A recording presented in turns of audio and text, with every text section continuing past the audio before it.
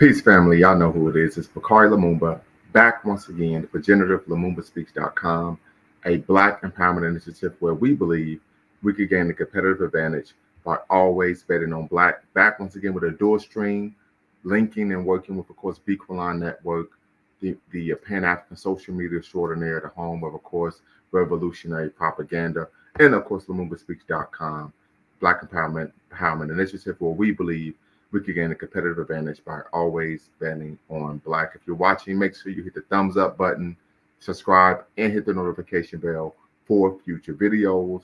I think we're going to have a great show this evening in which we're going to be discussing, should Kamala Harris racial identity matter? We know this has been the conversation that many people have had in the latest news cycle. But this is the conversation that we've seen people engaging in the social media space, in the social media sphere. And so when I had a conversation here, I would give you all my thoughts on that. But of course, want sure that you make sure that you all tap in and be part of the conversation as well. The link is in the description. I will put the link in the chat momentarily. And I definitely want to hear what you all have to say about, should Kamala Harris's racial identity matter. Once again, as I said before, numerous individuals have been making statements about this, including former President Donald Trump, individuals in the Black community, even some people who consider themselves activists, so on and so forth. So we want to make sure that we give people ample space and opportunity to discuss if they believe that if her racial identity matters. First and foremost, family, as you know, here at Lumumba Speaks, we have a couple ground rules, right? Number one, we want to make sure that no diversity of thought is welcome. So irrespective of you on the left, you're on the right, or you're right down the middle, you are welcome here on our platform. Number two, no racial epithets of any kind. Once again, no racial epithets of any kind. Facts over feelings. So if you disagree with someone, you want you to make sure that you're attacking the argument and, of course, not the person. And then last but not least, no fundamentally false statements. You can't provide, of course, your opinion, right, your perspective, but you can't make a statement that is patently false.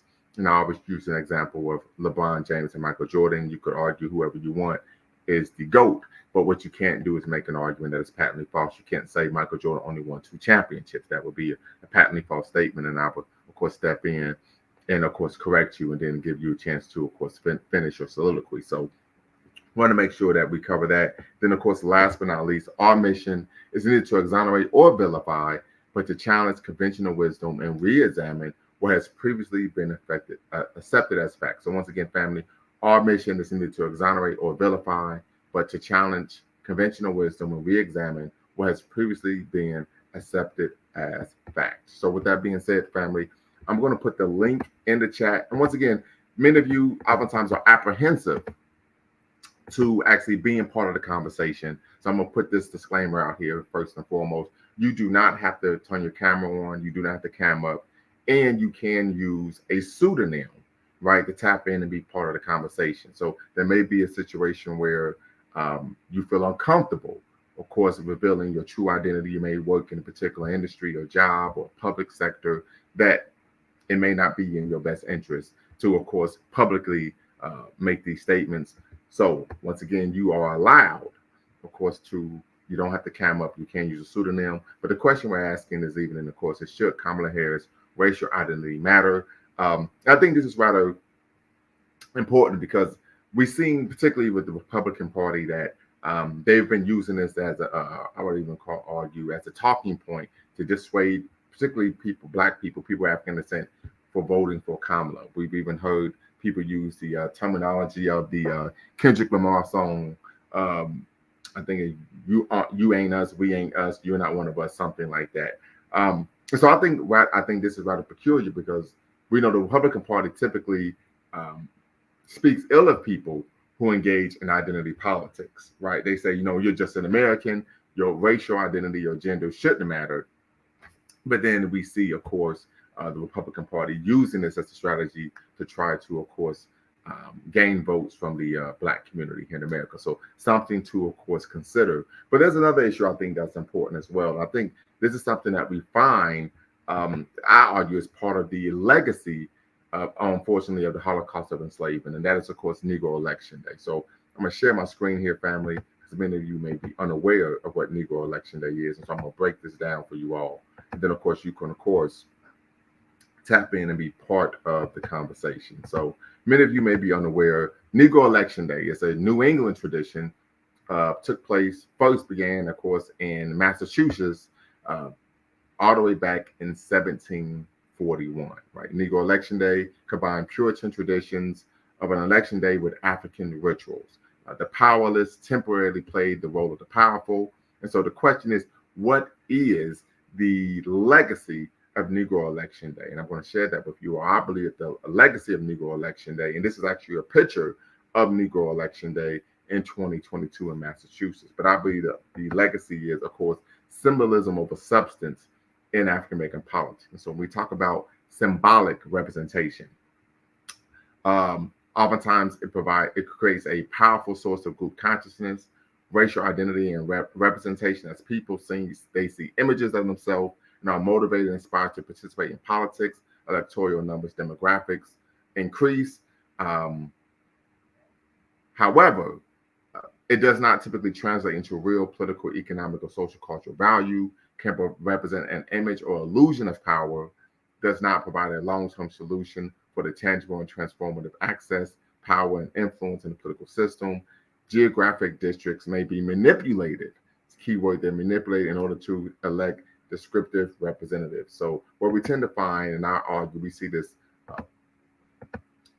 on a regular basis in African American politics, and politics really could argue the world over, particularly we talk about the African issue in America, is symbolism over substance, in which the person looks like you, but they don't actually provide benefits, right? And so I think this is an issue where focusing on the ethnicity or the race of the candidate is irrespective to what really matters, and that is policy, right? We know here at Lumumba Speaks and Be Line Network, we are Pan-Africanists, and so what's most important for us is your policy towards African people domestically and, of course, internationally, foreign and domestic.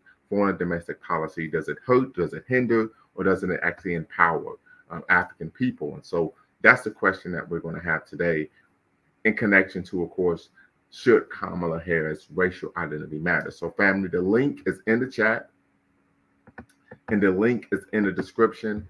Tap in, be part of the conversation. Once again, you do not have to use your actual name, and you can use a pseudonym.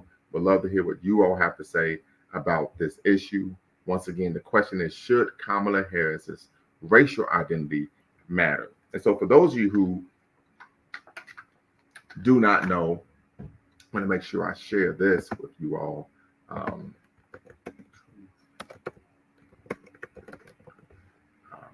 So Kamala Harris wrote a book in 2009 titled The Truth We Hold: An American Journey, right? And I'm going to bring this up. I'm going to share my screen just so you all can see this. And so she discussed in the book that her parents divorced, I think, when she was 5 years old. She spent weekends with her father and then summers with her father, but she primarily was raised by her mother, who, of course, is Indian. She states in the book, and I think this is like on page 10 or 11, that her mother instilled in her to have pride in her Indian background. She talked to her about her history and heritage, but she stated her mother also shared with her that in the world, and even in India, you will be viewed as a, Black person. So we tend to find, I would argue, based on her book, that she has grappled with her racial identity for quite some time. And of course, we would understand why that is the case, because she is of mixed racial ancestry. This is why, one of the reasons why, from a Pan-Africanist frame of reference, we tend to frown upon miscegenation. One of the reasons is because children have issues, people have issues their entire lives in terms of who and what they are. So that's just something to consider. But once again, we're going to ask that question, symbolism. We're looking at substance over symbolism. And of course, should Kamala Harris's racial identity matter? That's the question that we're asking this evening as it pertains to tonight's show, particularly because this female hates Black people. Nala says this female hates Black people. So appreciate your commentary. Tap in and be part of the conversation and share with us why you believe Kamala Harris hates Black people. So once again, this is a place where I allow space for people to actually articulate their perspective, their viewpoints. So the link is in the chat. The link is in the description. Tap in and share with us why you believe Kamala Harris, who of course is now the Democratic presidential nominee, um, hates Black people. And so definitely want to hear what you have to say. Family, you all can, of course, take part in the conversation in the chat. Would much rather you take part in the conversation actually on the live. But of course, that's something we can discuss. We also can discuss her track record, of course, as a district attorney, as an attorney general, so on and so forth. And of course, we want to make sure that we're discussing, does her racial identity matter, right? I focus on policy, not a person's identity. I think that's what's most important. On this, is this person going to usher in policies while they're in the Oval Office that are beneficial to African people politically, socially, and economically, not only here in America, but also throughout the world as well. So that's my position here at Lumumba Speaks. I think I speak as well for Brother Bequaline. So definitely want to know if you all could tap in and be part of this conversation. And of course, answer the question, should Kamala Harris's racial identity matter? Many people argue that, of course, she has a history of pandering. We know in the upcoming 2020 election, when she was seeking the Democratic nomination, she, of course, engaged in a number of actions that many people found problematic. I think there was a scene where she was eating at a restaurant, and I think there was a picture of her eating wings or taking hot sauce out of her purse. There was a time when she was being interviewed, and we know she went to college in the 80s, and she said she was listening to Tupac and Snoop Dogg in the 80s, even though they hadn't even came out at the time. So we see that this type of pandering takes place. We've even seen this in the Republican Party, where Trump came out with some gold shoes as a way to try to connect with the Black community. He even is quoted on record stating that because he's now a convicted felon, that he now should be able to relate to the African American community better. So, of course, he's implying that Black people are inherently criminal, or that the majority of Black people in America are engaged in criminal activities, and somehow we would have a connection, a criminal bond, rather than focusing on actual policy that's beneficial to our community. So those are some of the issues that, of course, we can unpack and uncover this evening. Once again, family, the link is in the chat. The link is also in the description. Want to hear what you all have to say regarding should Kamala Harris's racial identity matter. You're watching a dual stream between, of course, Lumumba Speaks, a Black empowerment initiative where we believe you could gain a competitive advantage by always betting on Black, and of course, the Bequaline Network, the Pan-African social media extraordinaire, the home of revolutionary African-centered propaganda. So if you're watching, make sure you hit the thumbs up button, subscribe, and hit the notification bell for updates on future videos. And tap in and be part of the conversation. Once again, as I stated before, you do not have to cam up. You do not have to use your actual name. You can use a pseudonym to be part of this conversation. Let's see here. If race doesn't matter when you're voting, why should it matter when you're running? Okay, so tap in, be part of the conversation. Let's unpack what you mean by that. There's a number of individuals, even Cornel West wrote a book in the early 90s titled Race Matters. And that book actually propelled him into having a career as a public intellectual. Not many people argue that race does matter. So I would love to hear what you have to say regarding why race doesn't matter when you're voting and why should it matter when you're running. So definitely hope you'll be part of the conversation. Hopefully you can enlighten me on that perspective. Love to hear what you have to say. Many would argue that race does matter because, there's a history of racially based gerrymandering, denying people the right to suffrage based on race. Also, we know women were denied the right to suffrage based on, of course, gender.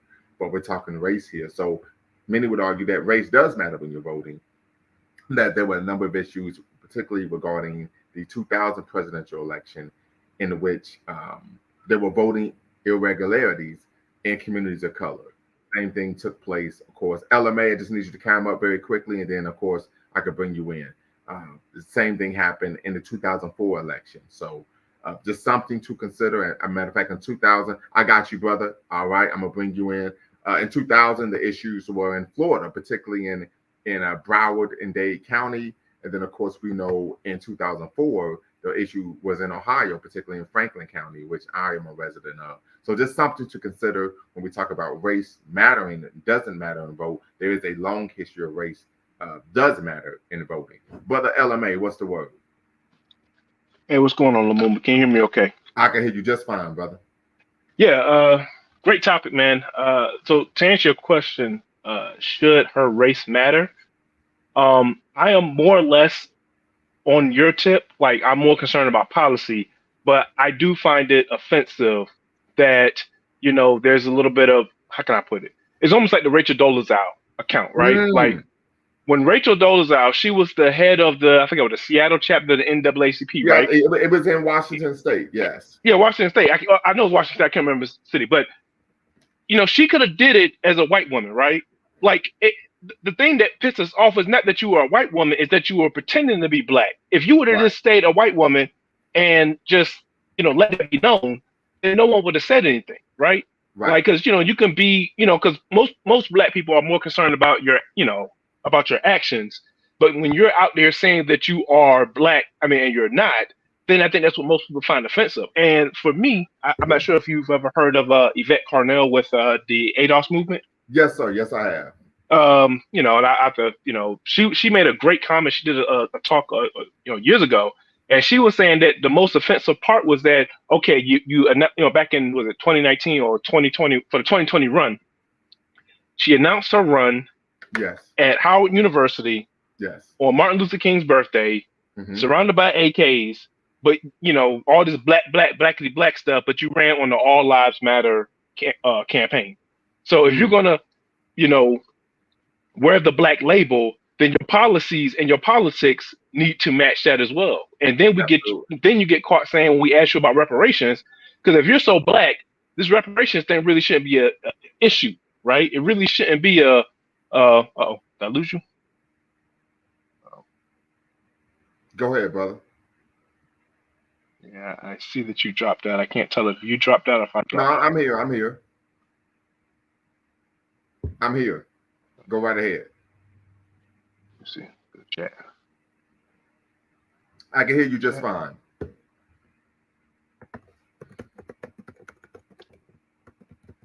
me see.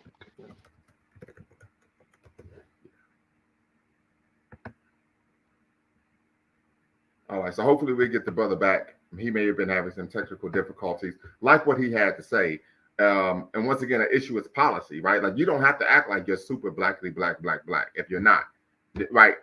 That's not my concern. My concern is policy, but I would agree that it is disrespectful. And I think most people would take umbrage with the fact that you're acting like you're something that you actually aren't. For example, and I'm gonna give you the floor again, brother. Do you mind me asking you what your religious persuasion is? Can you hear me okay? Yes, I can. Yeah, I'm not sure if I dropped out or if you dropped out, but I'm not sure where I left off at. Was the last thing I heard. So you were talking about Yvette Carnell. She was blackly black, AKAs, but she was running on All Lives Matter. Yeah. To your second question about my religious, I'm atheist, so I don't really prescribe to any religion. So am I. Shout out to the atheists out there, right? But I was going to use it as an example, but it's just for colorful example. Say that you were Christian and I'm an atheist, but I'm finagling you by acting like I'm a Christian. Right. And like just you would take offense to it. Yeah, you would take offense to it. Yeah. Just be honest. So I'm with you 100% there, but I think you're making a great point. But go right ahead. We hear you just fine, brother. We are here. You may be having some technical difficulties on your end, but we hear you just fine. And Sister Nala, hope you could tap in because, of course, we want to really understand your position regarding why you say she hates Black people. And Sparkling wants you to tap in as well. The link, of course, is in the chat. The link is in the description. Brother LMA, what's the word? Brother LMA, what's the word? Okay, might be having some technical difficulties once again. But when you get that squared away, of course, you could tap back in and be part of the conversation. But as I think he made a great point, like, don't finagle, right? When we talk about Rachel Dolezal, okay, you're at work, understood. Okay, Understood. Um, she was a white woman. The NAACP was primarily founded by white folk, right? So that's not an issue of concern. Creation of the eternal good evening family. Appreciate you. You know you're welcome to tap in at any time. LMA, go right ahead. Man, I don't know what's going on with my connection, so hopefully this will will work. Okay. So I think I was leaving off with her policy, right? Like if you're going to run on a blackity black, I'm black. I cook collard greens in the kitchen tub, and I mean in Kitchen the sink, bathroom tub. No, she said she kicked it in the tub. She said one day What?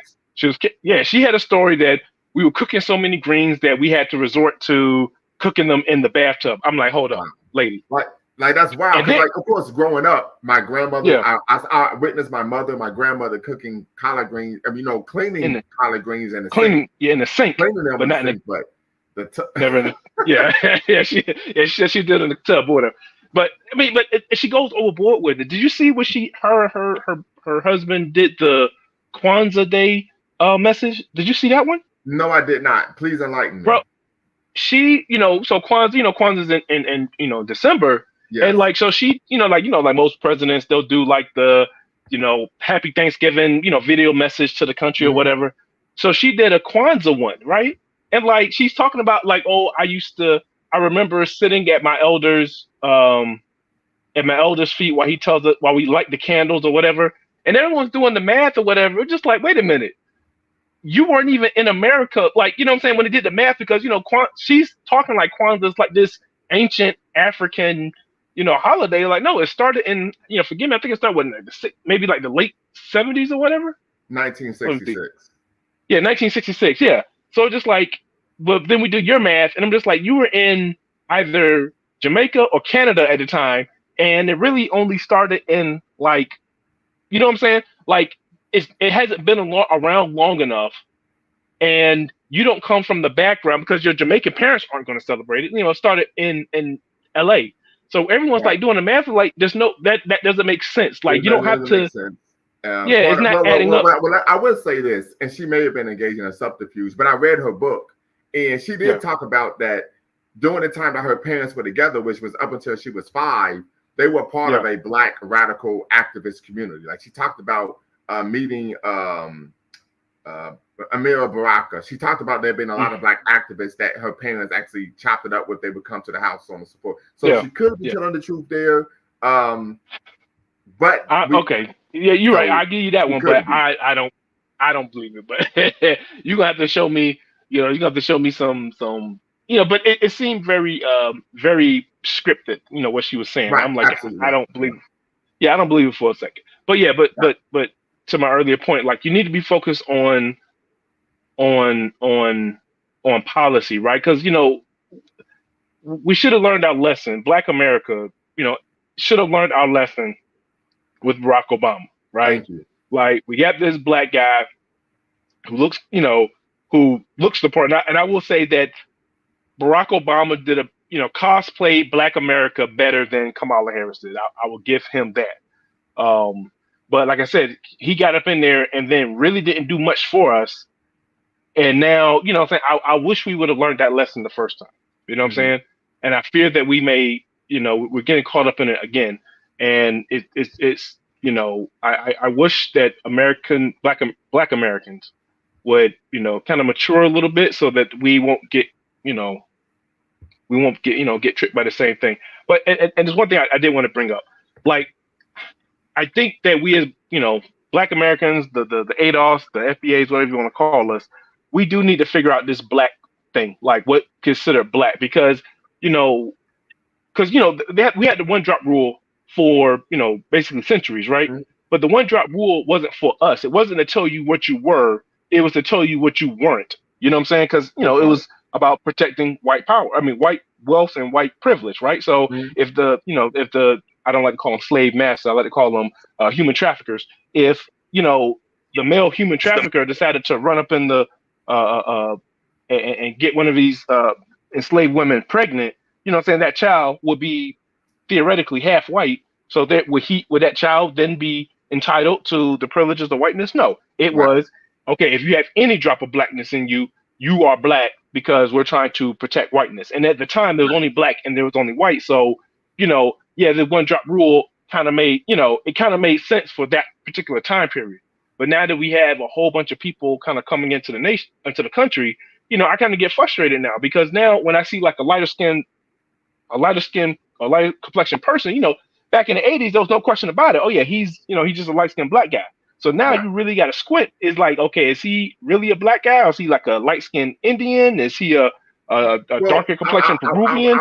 I would say this from a Pan-Africanist perspective, it's twofold. You have to be biologically African, and you have to be psychologically African. And you can't oscillate. And you can't oscillate between identities. And the reason why I bring that up is because Booker T. Washington was of mixed racial ancestry. Mary Church Terrell, Frederick Douglass, right? Some of the fathers and mothers of course, Pan-Africanism. We talk about T. Thomas Fortune, but they didn't oscillate between their identity. Yeah. Right. And so anyone who oscillates, right, then I say, you know what? No, you can have it. You can have it. Right. Yeah. You can't come over here. Right. And you would do that with me, even though both of my parents are African American. If I said, okay, one day I'm an African American, the next day I'm just an American, you'd be like, well, then you need to stay over there. Yeah. Yeah. I had Now, I would say I use the 3 F's. So let me see if I can remember. You have to have the phenotype, the affiliation, and the affinity. So you got to look black, you got to hang out with black people, and you got to love black people. If you have those 3 things, and like you said, you don't oscillate, then at that point, I'll go ahead and, say I'll, consider you black.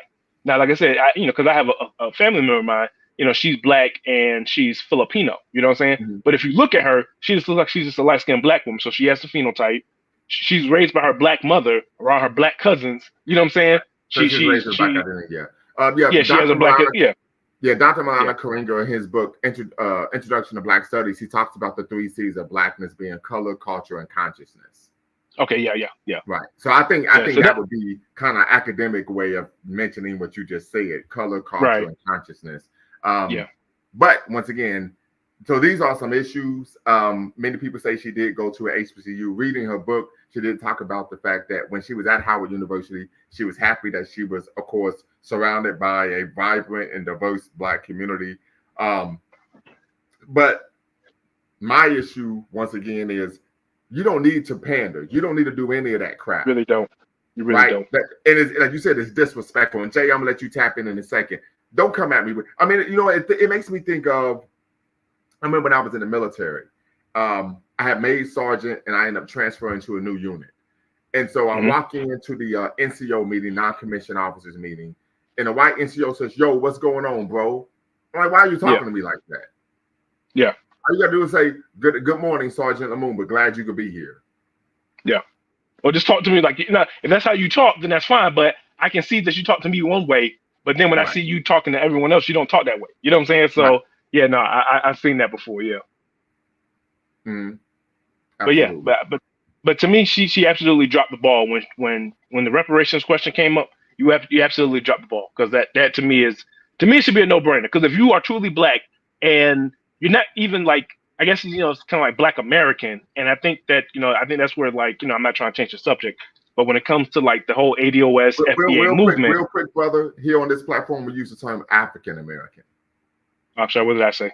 Yeah, you said Black American. So on this platform, we use African American.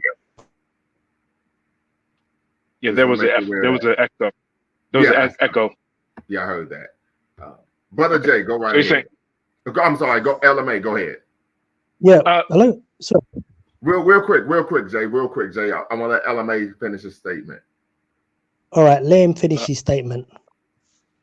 Yeah, I lost my train of thought. You can go ahead, Jay. Yeah. Yeah, you see, at the end of the day, she's cosplaying as African American in order to win votes, and I'm not seeing any policies in regards to votes. You see, the Democrats will give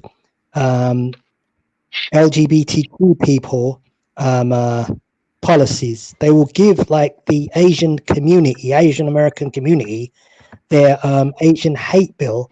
But she specifically says in an interview that she isn't going to do anything specifically for the African American community. And if that is the case, then basically, I don't think the African American community should fall for her, dog and pony show. I mean, it's just a horse show that she's putting out there.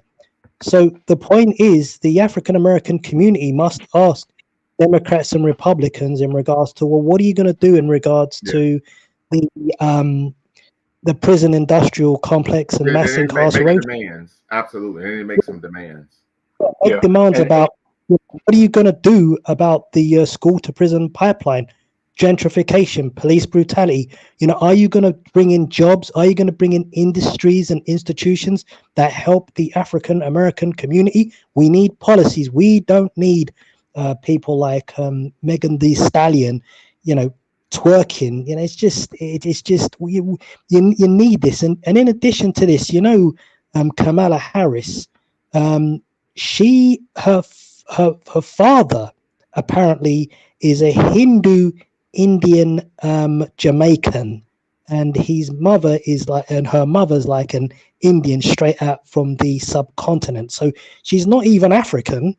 Well, and she's I think that's a bit of subterfuge. I think her father is a Jamaican of African extract. No, they say he's Hindu Indian apparently. I know, that's what they are saying, but I'm speaking of actual reality. So is that correct?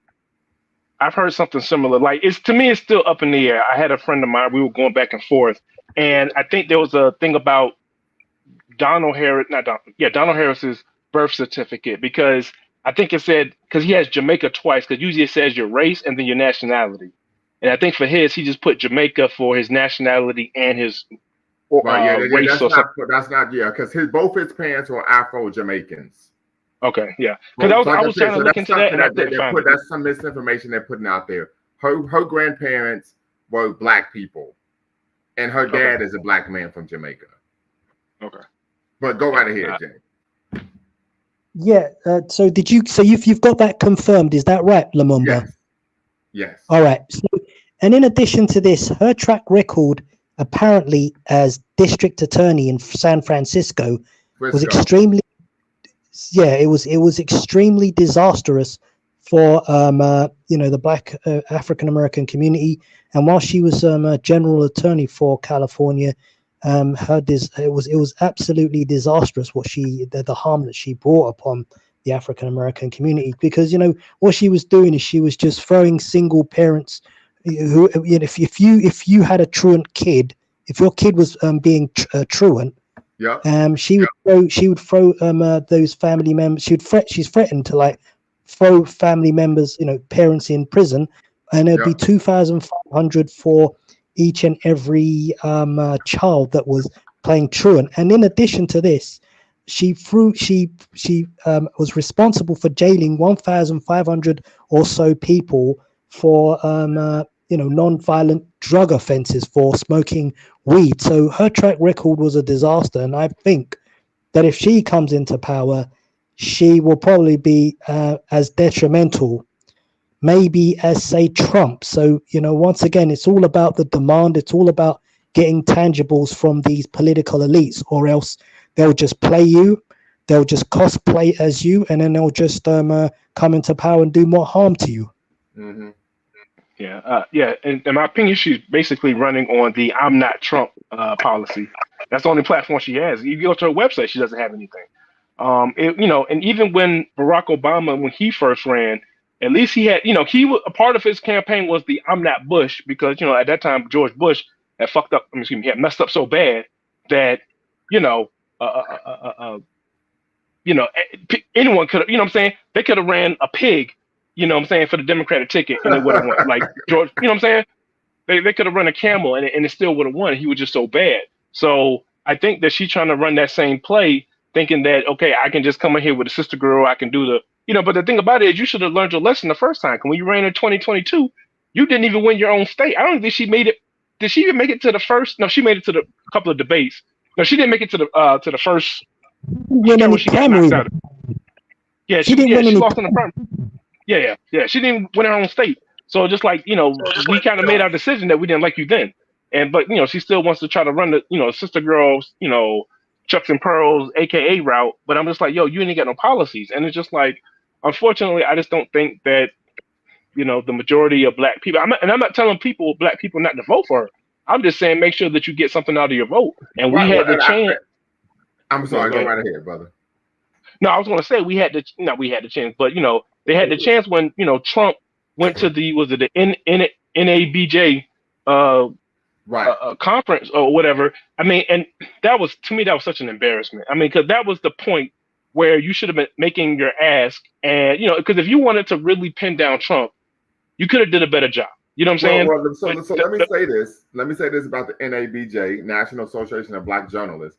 Part of the issue with that fiasco, as we can call it, right? Particularly in relation to, and if you're watching, family, make sure you hit the subscribe and the like button. Thumbs up, thumbs up, thumbs up. Let's kill that algorithm. Hit that notification bell as well. Part of the issue was the fact that Trump's people said, hey, we're not going to go on stage if you are going to fact check him with a political.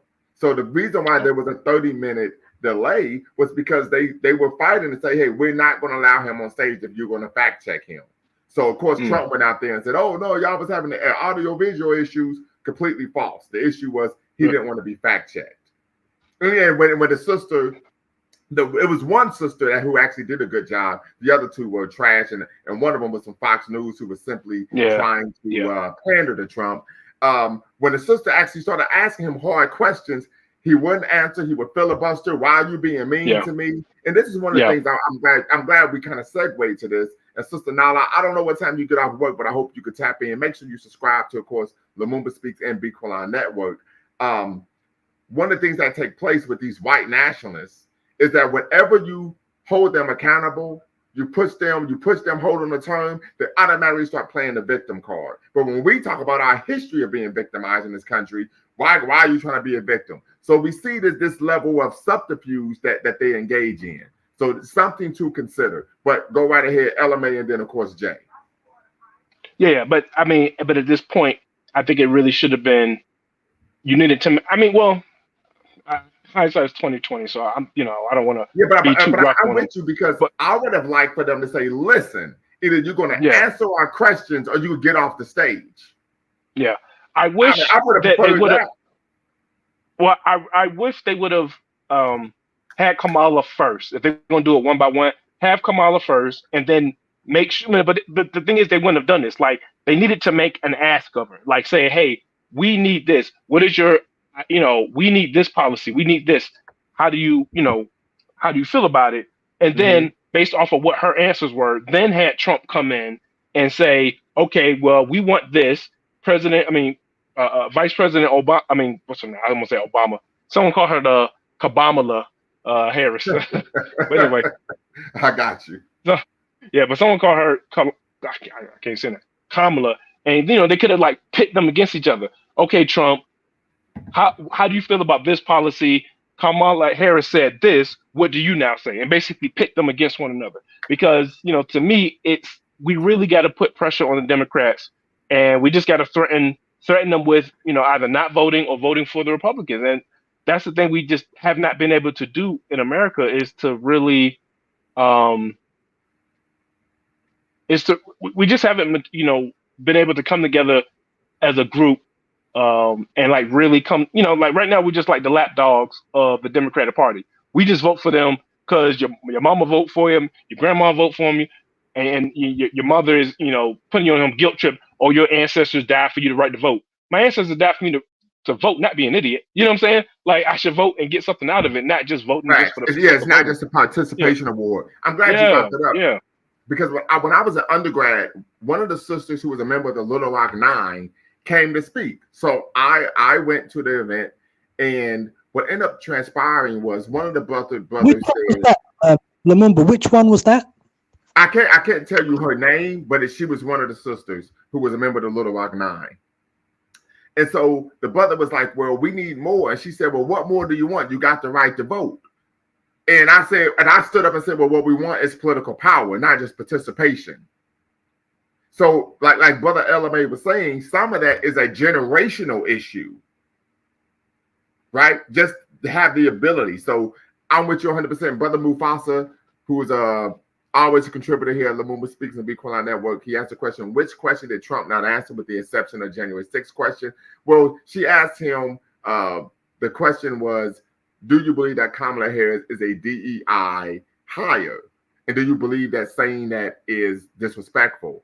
And he kept saying, well, what is DEI? Can you define it for me? She said, DEI is diversity, equity, and inclusion. He kept saying, well, I would like to answer the question, but you haven't given me the definition. And she said, yes, I did. And then he kept saying, well, you didn't give me the definition. She kept saying, I already gave you the definition. It's diversity, equity, and inclusion. Then he started talking about how you were very rude. You didn't say, hey, how you doing this morning, all this type of stuff. So once again, when he's pushed, he won't answer the question. When he had the debate with Biden, of course, Biden did horrible. The sister, who was a black woman, he wouldn't answer the question, and she would say, okay, thank you very much, but you still didn't answer the question. Are you going to answer the question? So we see this a lot with Trump, to where when you ask him a direct question, and most politicians do this, he won't give a direct answer. So, that's something to consider. Well, he didn't answer the question because he feigned ignorance. He kept acting like, well, I don't really know. I don't know much about that. I have to find out. What the French toast is going on. One of the questions I would have wished would have been asked was based on in April with Time Magazine, Trump, and I'm gonna bring this up. I'm gonna share my screen, family, so you can see that I'm not, of course, finagling anyone here. Trump had a interview with Time Magazine, and Trump stated that the actual issue in America is anti-whiteness, and he stated that he believed that anti-white racism was the major issue, particularly racism against white men. And this was a two-part interview that took place at Mar-a-Lago on April 12th and again on April 27th, right? So this is something to consider.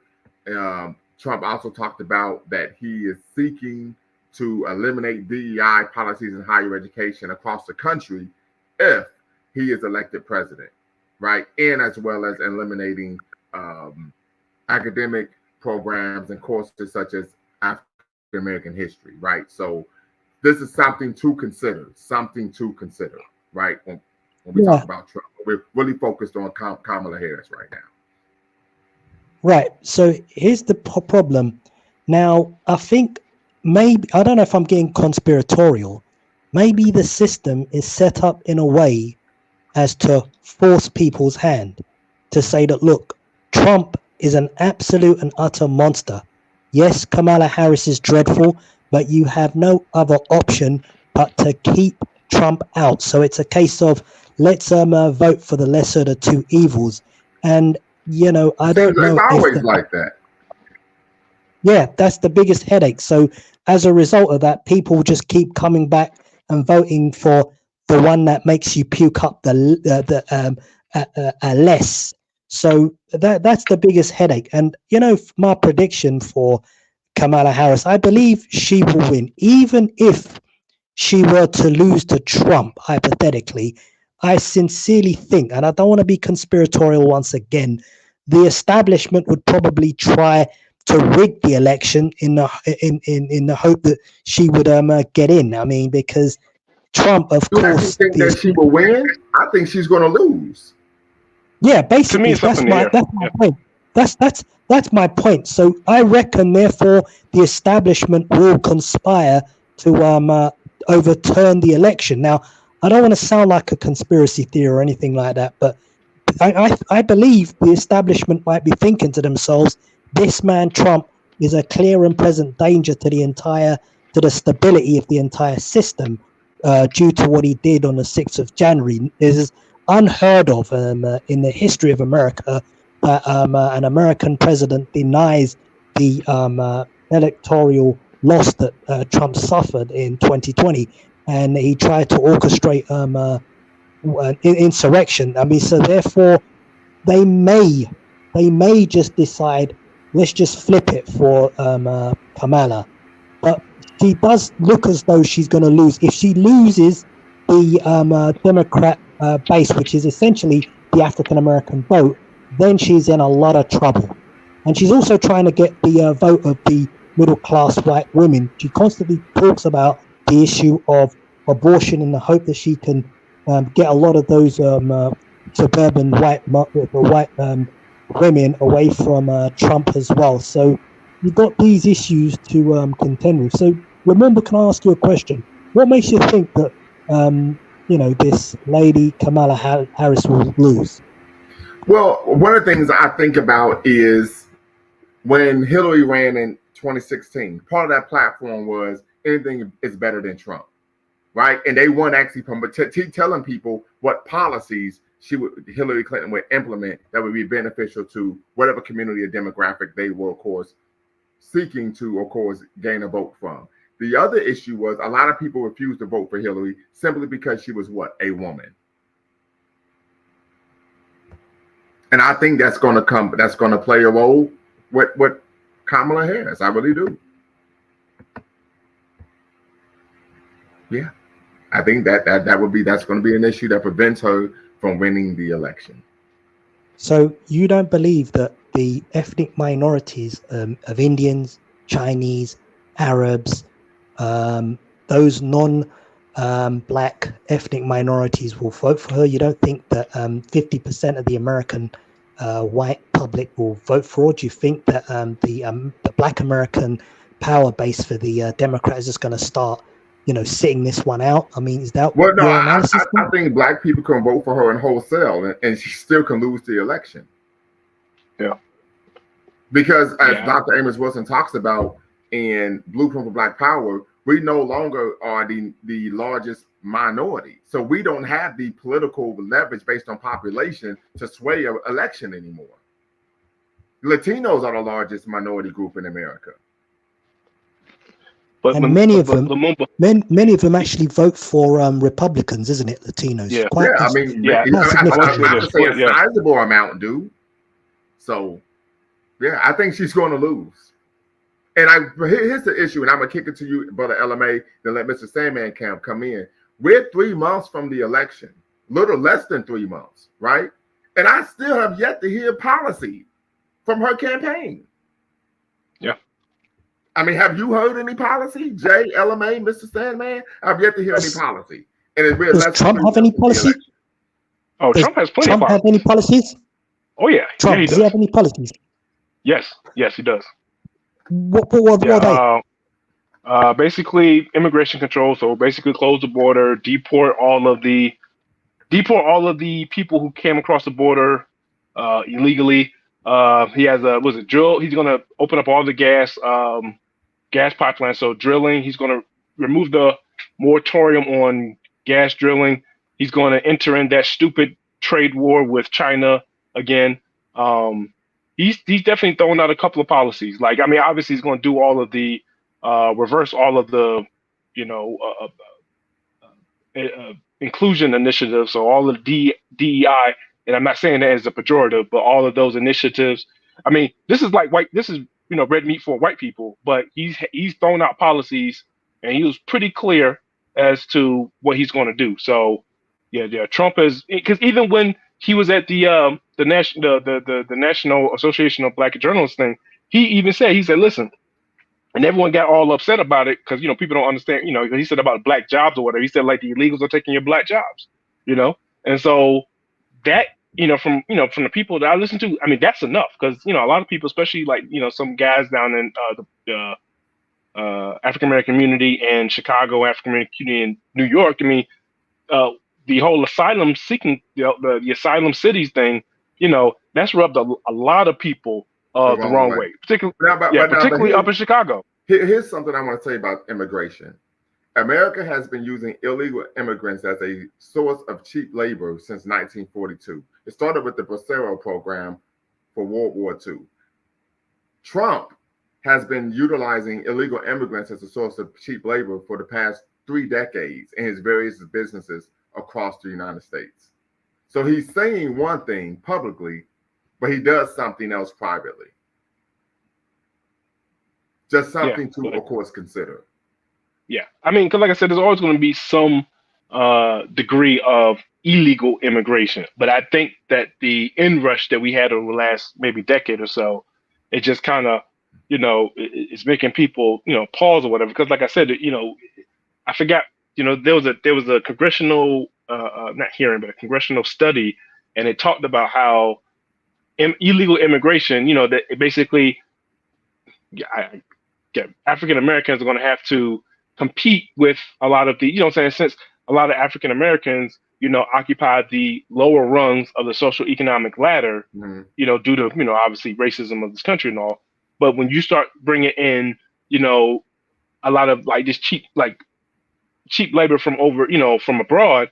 So Right. now they're going to be competing directly with us because, like I said, because at least if you have a young black, young African American male, you know what I'm saying, he may be on the bottom, but you still got to treat him right. You still got to give him overtime. We still have protections Right. Well, yeah, in you this have country, certain rights and laws. So, right? but Now, here's the other if you issue. And just start, I, let me just go up on that. you And got it. but if you just hopped over the border, I ain't gonna give you shit. You know what I'm saying? Exactly. You work for me, not telling on you, not calling the authorities to have your ass deported. Like that's your payment. You know what I'm saying? So, what? But to your point, yeah, go ahead. And this is the issue. I say, if you truly want to solve the issue of illegal immigration, you should go after the individuals who are hiring illegal immigrants. Yep. You know why they won't do that? Because the individuals who hire illegal immigrants are rich and white. That's Yep. why.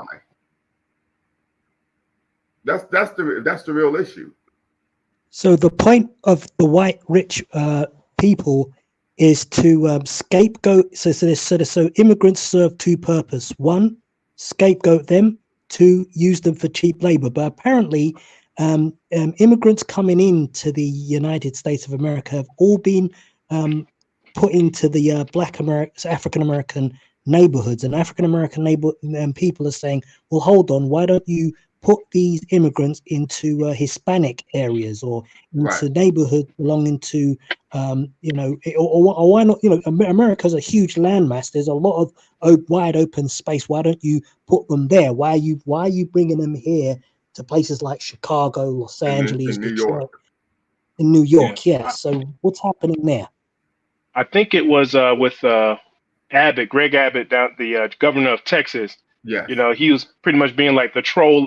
This was the troll of the century, and it's kind of funny because I remember saying this, back when I wasn't as enlightened as I was now, thinking to myself, because we had this problem with the border for decades, especially, particularly the southern border, and what Greg Abbott, the governor, said, you know what, fine, fuck it, like if you're not going to help us or you're not going to do anything about these, on a federal level with these immigrants, okay, fine, fuck it. We're going to put them on buses and we're going to send them to your neighborhood. You know what I'm saying? Because it's one thing for you to say, oh, I'm not worried about it. You deal with it. When you're living in Washington, D.C., and you have people who are on the border who are asking you for help, okay, well, fine, F it then. I'm going to send these migrants directly to you and it becomes your problem. And so that's exactly what he did, because you will have like at the it's so funny because even Lori Lightfoot, you know what I'm saying? She was the mayor of Chicago before Brandon Johnson, and they would like get online and on TV and talk about the immigration policy and talk about how humane it is and blah blah blah. And it's like, you're in Chicago, you're in the north of the country, we're down here in the south of the country, and these people are they're coming through our borders. Like we're right here on the border, and you want to talk shit? Okay, fine. I'm gonna throw them on the bus and I'm gonna send them up to you. And now, like you're about to start not a civil war, but like you have really, uh, uh, uh, um, now they really turned the place upside down, because now a lot of those black people, well, African Americans, are like looking like, wait a minute, you're giving them our community centers, our buildings that we've been asking for years. Schools that they closed down because they stated yeah, they didn't have funding to keep them open. exactly. Yeah, and now you just pull this, Where all this money come from? $500 million out your ass, but we've been asking you for these resources for decades. So yeah, like it really, Greg Abbott, say what you will about the guy, but I would say that move, that move is definitely going to sink Brandon Johnson's career. Like Brandon Johnson's not going to get reelected. Like Right. He's gone. Yeah, you can get him out of there. Yeah. Yeah. What's his name? Eric Johnson, and in New York, he's out of there. You Eric know what I'm Adams. saying? Eric Adams. Yeah. So I mean, to me, that was a chess move by Greg Abbott. I think Greg Abbott's a fucking racist, but put it this way, if I was a white, white governor, conservative governor, I would have did the exact same thing. I would have did it 10 years ago. I'm like, oh, you want to talk shit about, us, because like I say, it's insensitive. It's almost like the Mary Antoinette, like the let them have cake. You know what I'm saying? It's just like we have a problem here, and you're wagging your finger at us from Washington D.C. Like you're damn near the furthest away from the border. You don't have Right. to You deal don't with even it have like to we do. deal with the issue. Yeah, yeah. So that to answer your question, Mr. J, that was why they got sent. Particularly it was like they got sent all over, but mainly the sanctuary cities, and they're just like the people who are furthest away from the sanctuaries, our sanctuary cities. So he's just like, okay, well, they're not gonna be our problem anymore. We're gonna send them to you. So Denver, Chicago, New York, a little bit in D.C., and he just flooded the zone. And I'm not, like I said, if I was a white conservative, I would have did the exact same thing. Yeah, it's just the thing with American politics is it's very convoluted and complicated. Okay, so um, as far as the electoral college is concerned, right? The state with the second most amount of electoral votes, I believe, is Texas, right after California. So the Republican Party, it needs the Texas vote. Therefore, they're always going to support immigration if the white folks in Texas are protesting against people coming across the border because uh, Texas and Texas, New Mexico, I believe Arizona, those are all hotbeds for migrants coming into the country. So I don't believe that Trump necessarily believes that immigration is a huge problem. I think that he's pandering to his constituency. He needs Texas. The Republicans need Texas, so that's going to be the thing that they push. You know, I don't think the numbers are as exaggerated as the media is saying it is. It's probably is up somewhat, but I don't think it's up as much as they're pushing it. Also, Trump, like Lumumba said, Trump has been hiring illegal migrants for his company for years, and why wouldn't he? Decades. Decades, and why wouldn't he? He's a businessman, and some of his most profitable businesses are in Chicago, and Chicago just so happens to have a very large Mexican population, and they've had that um, a large population in Chicago for years, even decades. And as a matter of fact, I believe they definitely outnumber African Americans in the city. As for And it's really something because Texas hasn't went blue in a presidential election since 1976. wow, that's a long time ago. Yeah, yeah. So it's like, but go right ahead, brother. Yeah, that's amazing, and I can understand why because Jimmy Carter, Hmm. I believe Jimmy Carter won Yes, '76. he did. And what's the name? Ronald Reagan beat him in '80. And Beat the brakes off of him in 80. yeah, and Reagan was all about oil this, oil that. So and that helped the economy supposedly. But in regards to like what's her name? Kamala Harris. So the thing is, the reason why Biden had to pull out is mainly because his donors, the donors for the Democratic Party, weren't willing to, put up the cash to support his campaign any longer. And the only way that they can transfer the funds from to a different candidate, the ones that the companies or special interest groups that support the Democratic Party, was to give it to Kamala because she's the vice president. So I believe if I'm correct me if I'm wrong or if memory serves me right, that the Obamas they didn't endorse Kamala right away. I believe they were interested in Duvall. I believe his name is the ex governor of Massachusetts, black man, Mm. and he was the first governor to successfully implement universal health care for the state of Massachusetts. And they have Obamacare, and they still trying to get that through. And they think that a candidate like Duvall would be a nice catalyst or a candidate who could push their agenda, which is Obamacare and universal health care. But yeah, so Kamala is just there. She's just the face of the Democratic Party. So that the Democrats can win the election, and they want to. She's a female. They believe that she could get the female vote because of the Roe versus Wade. You even noticed that, and I noticed this, and I don't even know if you guys noticed this as well. But since the 2024 has kicked over, and these presidential candidates started campaigning, I noticed that Trump trying to get the black vote, he got like a little tan. Look like he going outside a little bit more than to look like and he hanging out with more black people. And then Kamala, I guess she's trying to get the white vote or the white female vote, and she looked pale as could be. She lighter than Trump, and Trump's supposed to be the white man. But yeah, yeah. So I think the thing with the that thing with the NABJ, I believe it is. Yes. Where Trump came to the to do that interview, I believe he came there with intentions of getting the black vote, and I believe that the initial questions that he received from those reporters didn't help his case.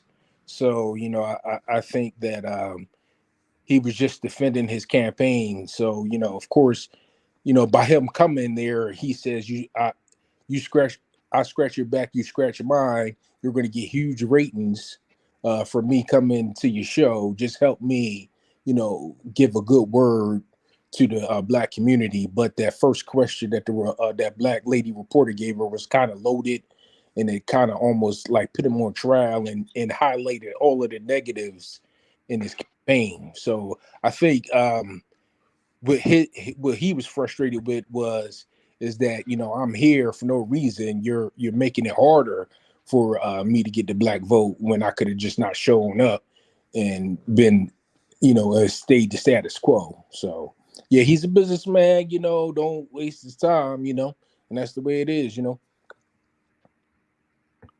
Well, basically, yeah, many people think that this Kamala Harris is like an empty suit. She was goofy as hell. She was an embarrassment. And so basically, for the last, throughout the presidency of Joe Biden, they were just keeping her out of the public gaze, out of the public eye. And recently, it took a long time for her to get the nomination for to become like presidential candidate for the Democratic Party, because they just, she's not really, no one has that much confidence in her to actually achieve anything.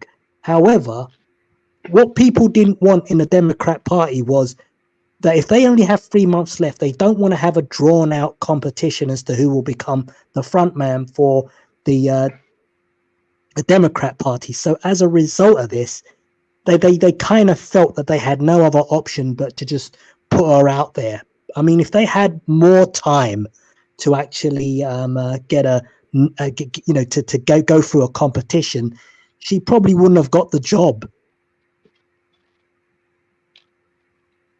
Okay. Yeah, I agree. Yeah, I agree. If she would have had to actually defend herself in an open primary, yeah, she definitely would have lost. I think at this point they just really they're crunched for time. Like, how do you have 3 months out and you having primaries, you having debates 3 months out, and you don't even have it. So you had to go through the debates, then do the actual voting, because usually they vote by state, so they would have to have like a nationwide, like one time, one massive Super Tuesday, everyone vote all at once, and then she has to go through her campaign. Like, that's just, to me, I think that would be, shooting yourself in the foot. So I guess at this point it's like, well, fuck it, then you're it. We'll surround you with advisors that we want you to have anyway. And I think that would that's just a thought process. But yeah, I mean, I would have liked to see an open primary, but from their standpoint, like, I mean, I don't know, like the chance. It can go either way. Like, I'm not going to say that Trump's going to win. I think that Trump did, put a bad taste in a lot of people's mouths his first time around.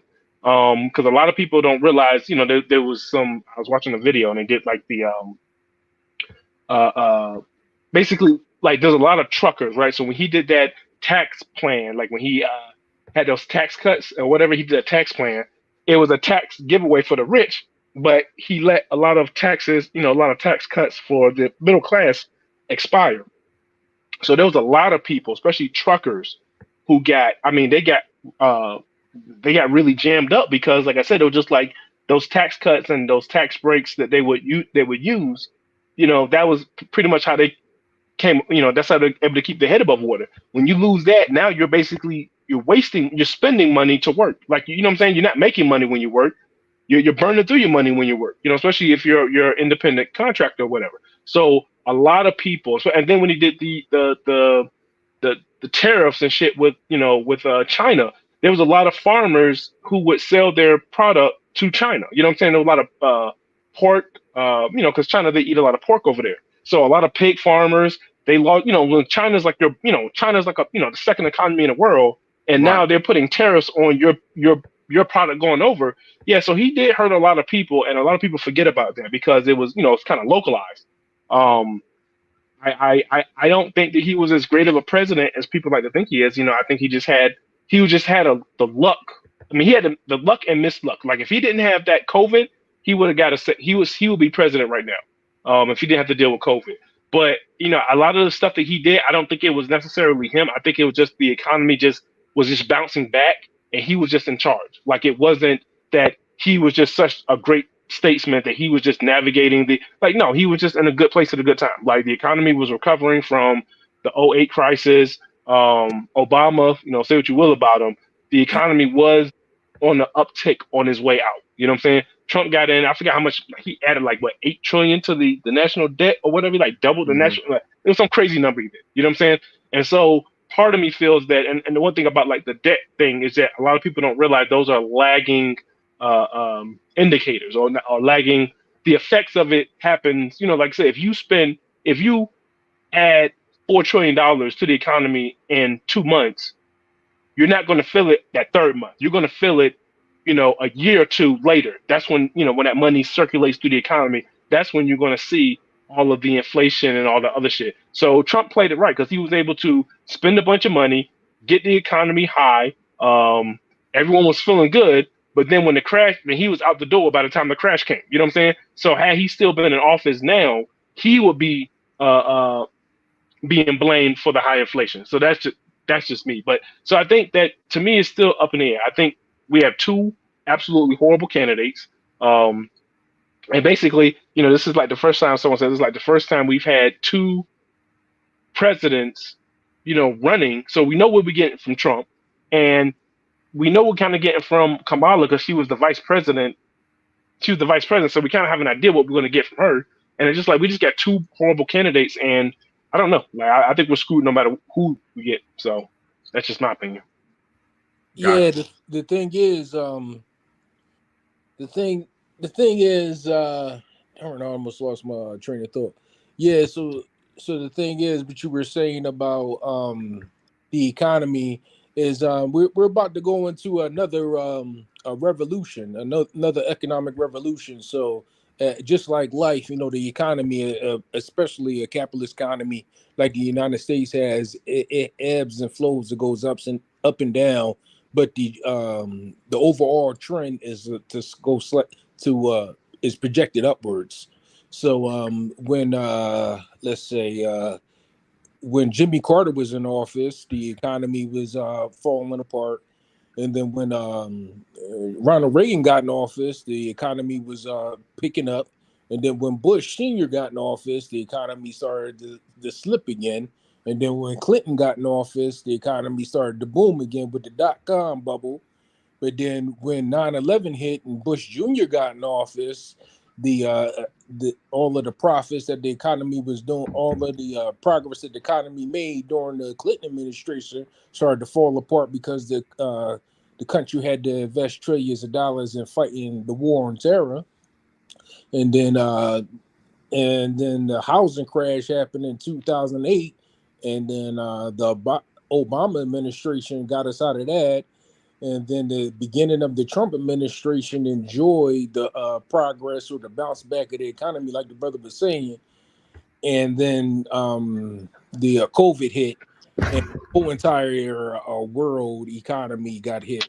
So now we're going into this new thing, and I believe this new economic revolution that we're about to hit is going to be artificial intelligence, and I think that's going to have like a 100. It's probably going to at least double or triple the world global economy with the amount of production that artificial intelligence is going to have.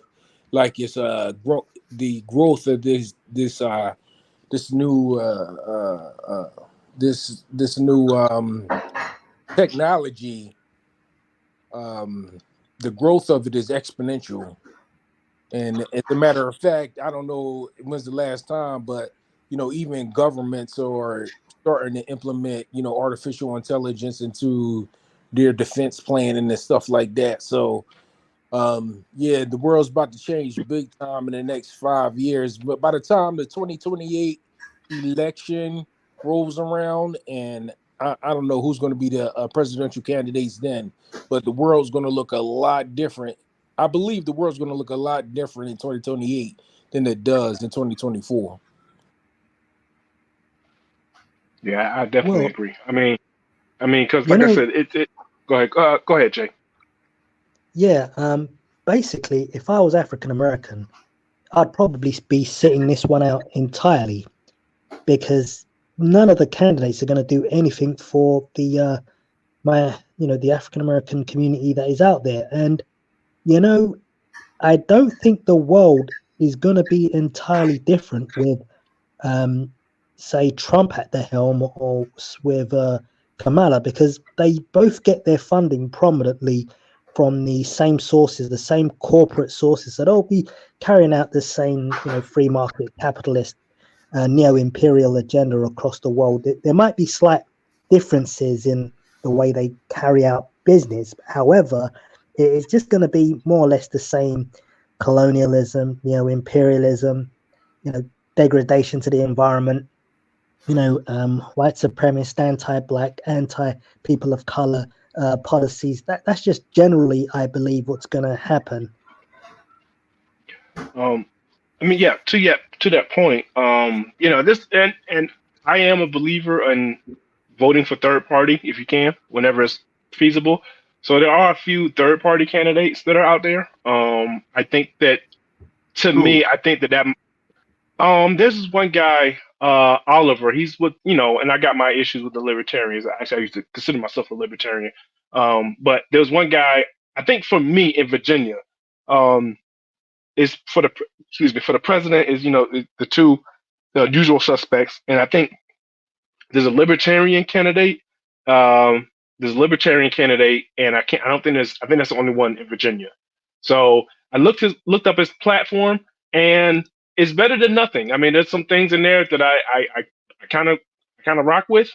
It's not, it's obviously he's not going to be like a pro-black candidate, but in terms of like, because for me, I'm all about, I'm pro-black and I like reparations, but there are some other things that I like, in terms of reparations, right? Like, he has a campaign of what's the one I'm looking at it right now. So he's going to stop sending weapons to certain people overseas in the Middle East. He's going to stop sending weapons. He's going to basically retract support from these other countries in Europe that are going at it right now. He's going to end qualified immunity, ending the drug war. He's going to end, well, not end, but that's what he's campaigning against, ending the drug war. And he's for privacy. So like I said, I and even I think that when I put on the scale, I think that reparations weighs heavily on the scale for me. There are some other things that I just can't be like, okay, well, give me my money, and then I'm still going to just sit back and allow you to ship weapons to other countries and watch them kill a bunch of people. You know what I'm saying? Like, and that's just like the conundrum, right? And even with the reparation thing, like I always hope that like that reparations is not, there's no strings attached, like strings, like like I said, oh, we're going to send weapons to some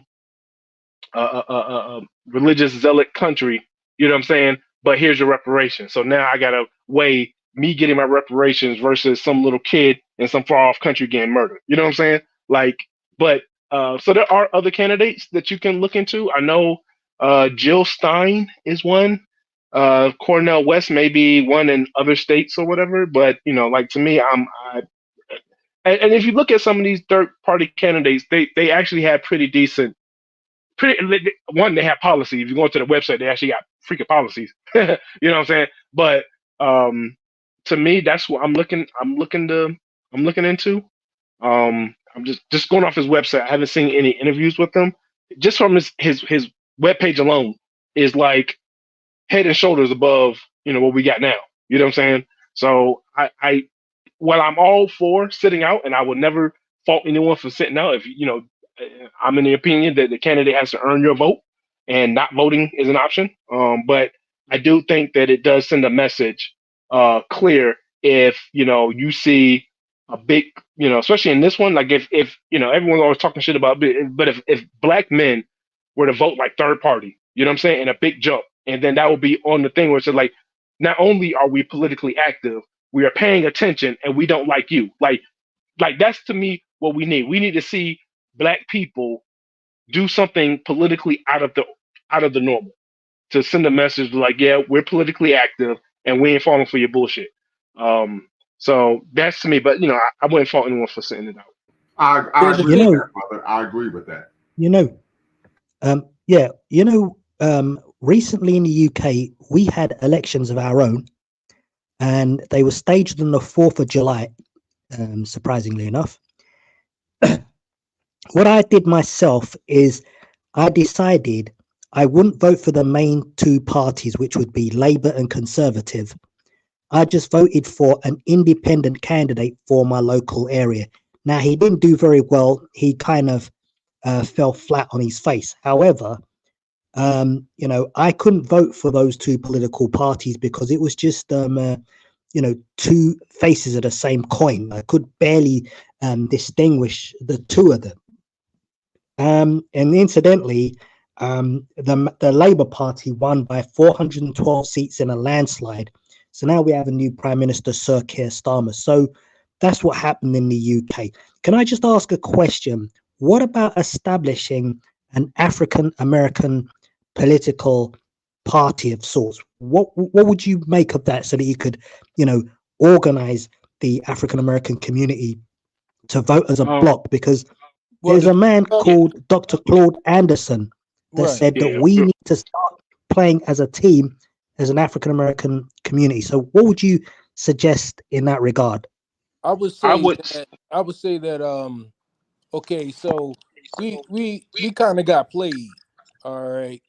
So the Union General, the head of the Union military, after the Emancipation Proclamation, we were granted, our rights as citizens in the United States. They suggested reparations to pay us back for our free labor for all those years. And part of that reparations package was to say that we had control of some of those southern states where the majority of the slaves were. So we were supposed to have control of like South Carolina, Georgia, Alabama, and I believe Florida.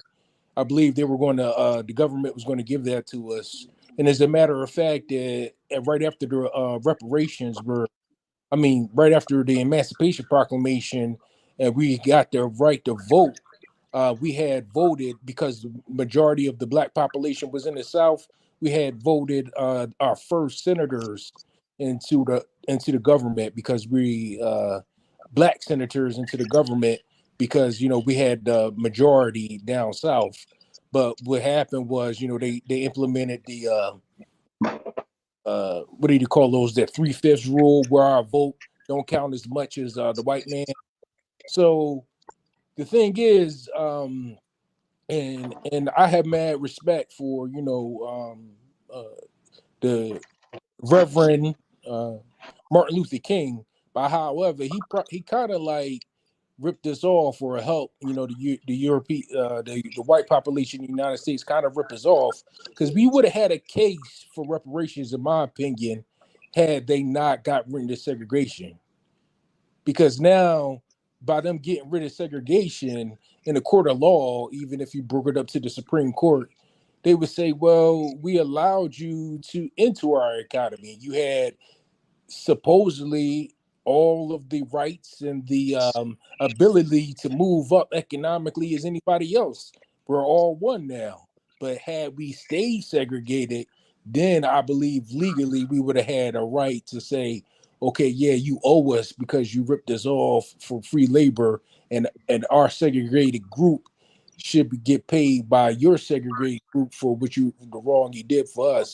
But by all making us all one, you see what I'm saying? We can't really sue the people that we're in cahoots with, we're working with anymore. You know what I mean? So I think that kind of ripped it. I think that kind of took the reparations legality away from us, or the rights to the reparations. As far as like a voting block, it's like I said, with the electoral college, it's really tough to do that. We can't really control any particular state to have a huge influence on any election, because we're so spread out. If we control those southern states like the Carolinas, if we were all situated in the Carolinas and they needed our electoral votes for North Carolina, South Carolina, Florida, Georgia, and all them places, then yeah, they would say, all right, yeah, let's kiss their ass because we need their votes. And because we're so spread out, I believe the biggest black population in the country, in any one particular state or county, is New York City. So and so But we all. New York City has 5 different counties. It has Richmond County, Staten Island, Kings County, which is Brooklyn, Manhattan County, which is Manhattan, Yeah. Bronx, and then of course Queens. Yeah. So the 5 boroughs are all five separate counties.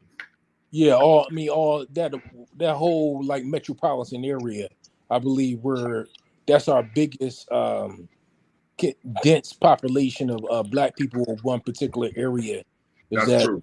area? So we all congregate Hey, back to a certain area and start to create our own economic infrastructure.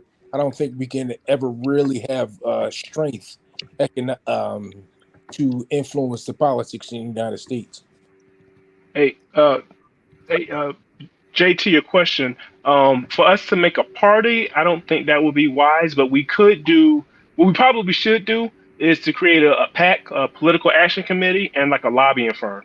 If we were to do that, but we could definitely, you know, throw our weight around a lot more effective, but the challenge with that is that so many people they're so in the Democratic, I hate to use the term, but they're on that Democratic plantation so much they don't realize, you know what I'm saying?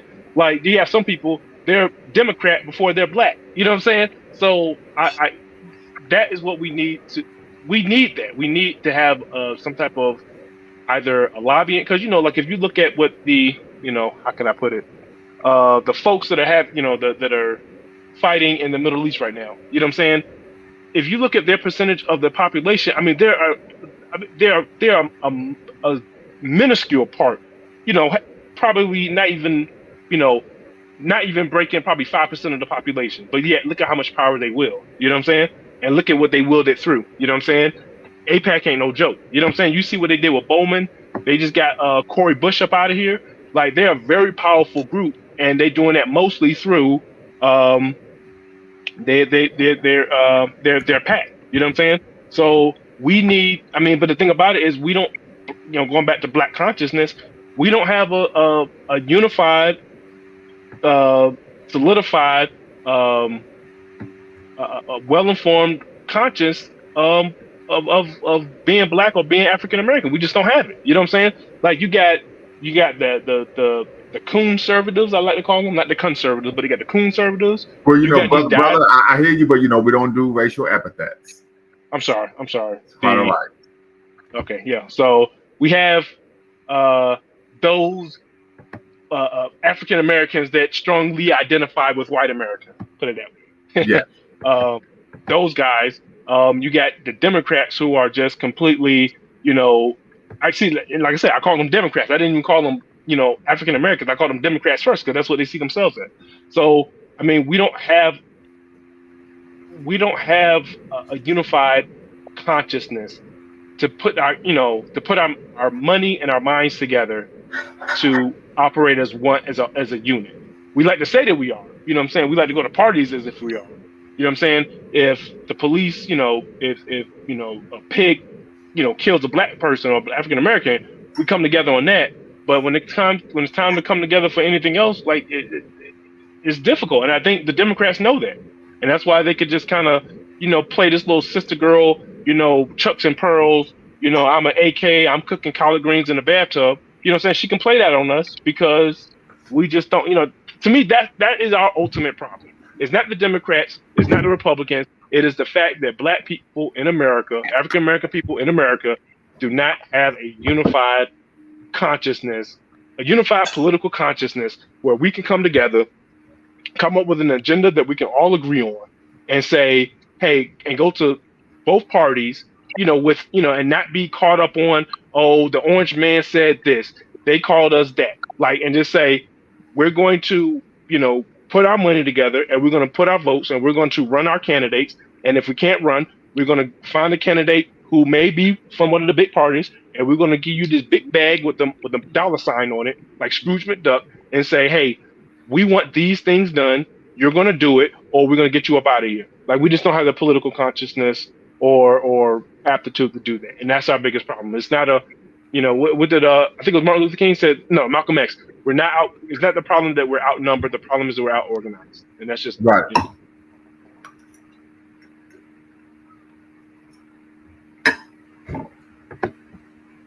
Yeah, and to piggyback off of that is the huge reason, to make no mistake about it, is politics is all about economic power. So we're not really going to have a unified economic thought process until we have our own economic infrastructure that we all depend on each other for, so that we can push, our political agenda. So for as long as I have to go to, you know, a white realtor to purchase a home, or pay my electric bill to the white power company, and I'm more dependent on them than I am for black at my to supply me with my food and my shelter, then I'm not really going to have a political identity that's associated with them, because my everyday needs for life are not dependent on other black people and what they do. So I think, for us to really have a political identity and get down with one another, we have to first build the economic structure. Whereas though we all have like the same goals, pushing forward our communities so that we can grow, as opposed to just taking care of ourselves and being dependent on Europeans. I mean, I guess I see your point, but I don't think we need to wait until we have, Wakanda before we start, thinking.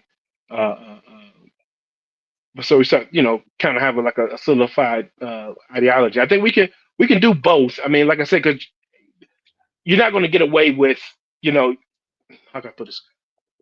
You're going to have to depend on them until you no longer have to depend on them. Like, the problem is not the problem, but I wish that we would just work towards it. We're not. It'll take us some years because we haven't been,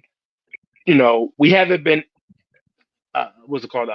Enough of us, excuse me, have not been, working towards it so that we can uh, um, build this type of political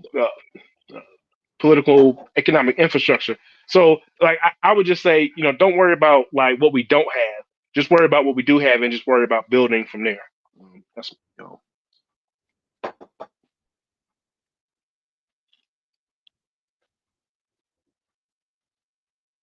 Yeah, I agree. I believe that's all we can do.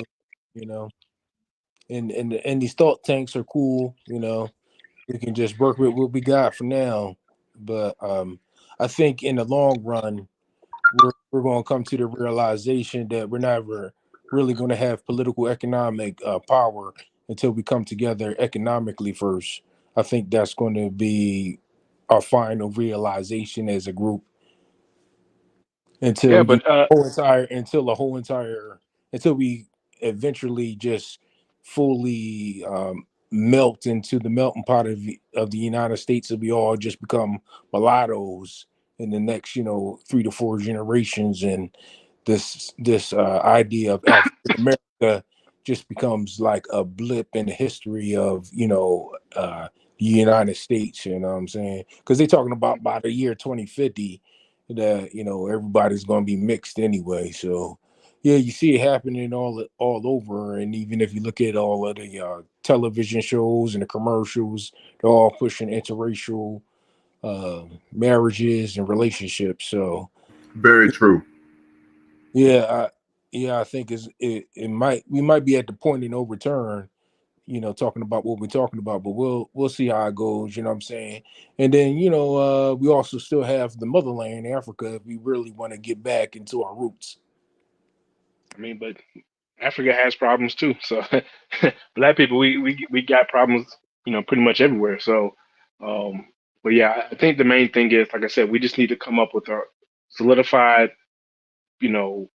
political identity, political consciousness, and then we all move as one. And then, come up with an agenda and say, and we just go to the different parties and say, because we don't have enough to do our own political party. We're only like anywhere from what 12 to maybe 15% on the high end of the population. That's nowhere near enough to, and there's a lot of people who will just, as soon as they see that black, they're gonna just, shut down, turn the lights off, change the channel. They're not worried about it. So I think a pack, and like I said, we need to be a silent pack, because I mean, APAC is they're just now coming into, I'm gonna say, well, they're just kind of now coming into like the political zeitgeist. But before, like, no one knew about them. I mean, they were just doing all types of crazy, not crazy stuff, but they would get all types of payouts, That's very billion-dollar true. payouts. You know what I'm Very saying? true. And like no one knew who they were. You know what I'm saying? So the pack, to me, we just need a pack. But like I said, before we can have a pack, we need to have a political, a unified political consciousness.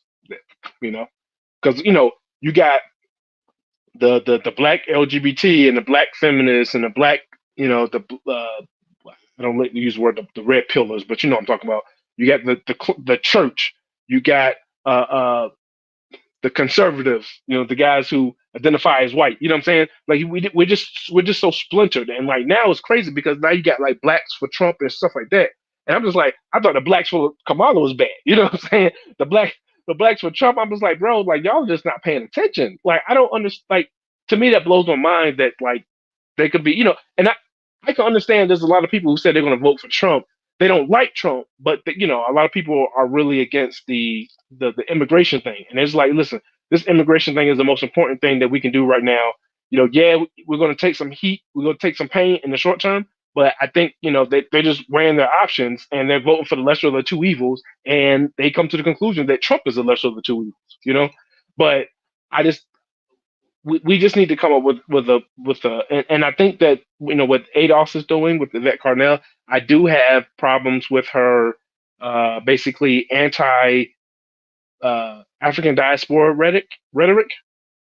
I do have a problem with that, but in terms of like domestic policies or domestic stuff, I more or less agree with her.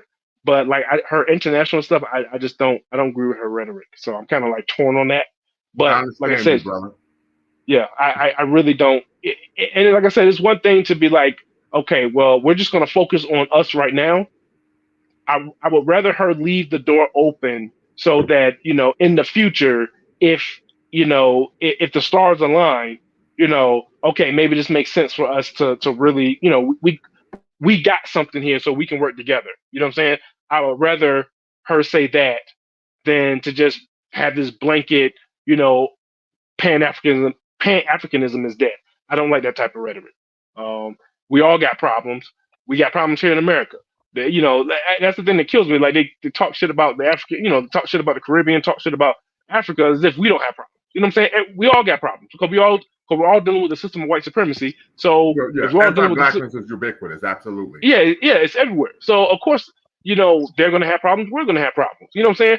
I just wish they would have just tone down the rhetoric and leave the door open so that if an opportunity shows up, and let's say hypothetically, the Sahel states, you know what I'm saying, really begin to turn up, you know what I'm saying? And then, so now we actually have, and they're willing to work with us here in America, you know what I'm saying? Like that could be a huge, a corridor of economic progress between the two. You know what I'm saying? Now, like I said, they may have, and I'm not trying to romanticize, Africa, because like I said, they're 50 something countries. They all have their own personalities.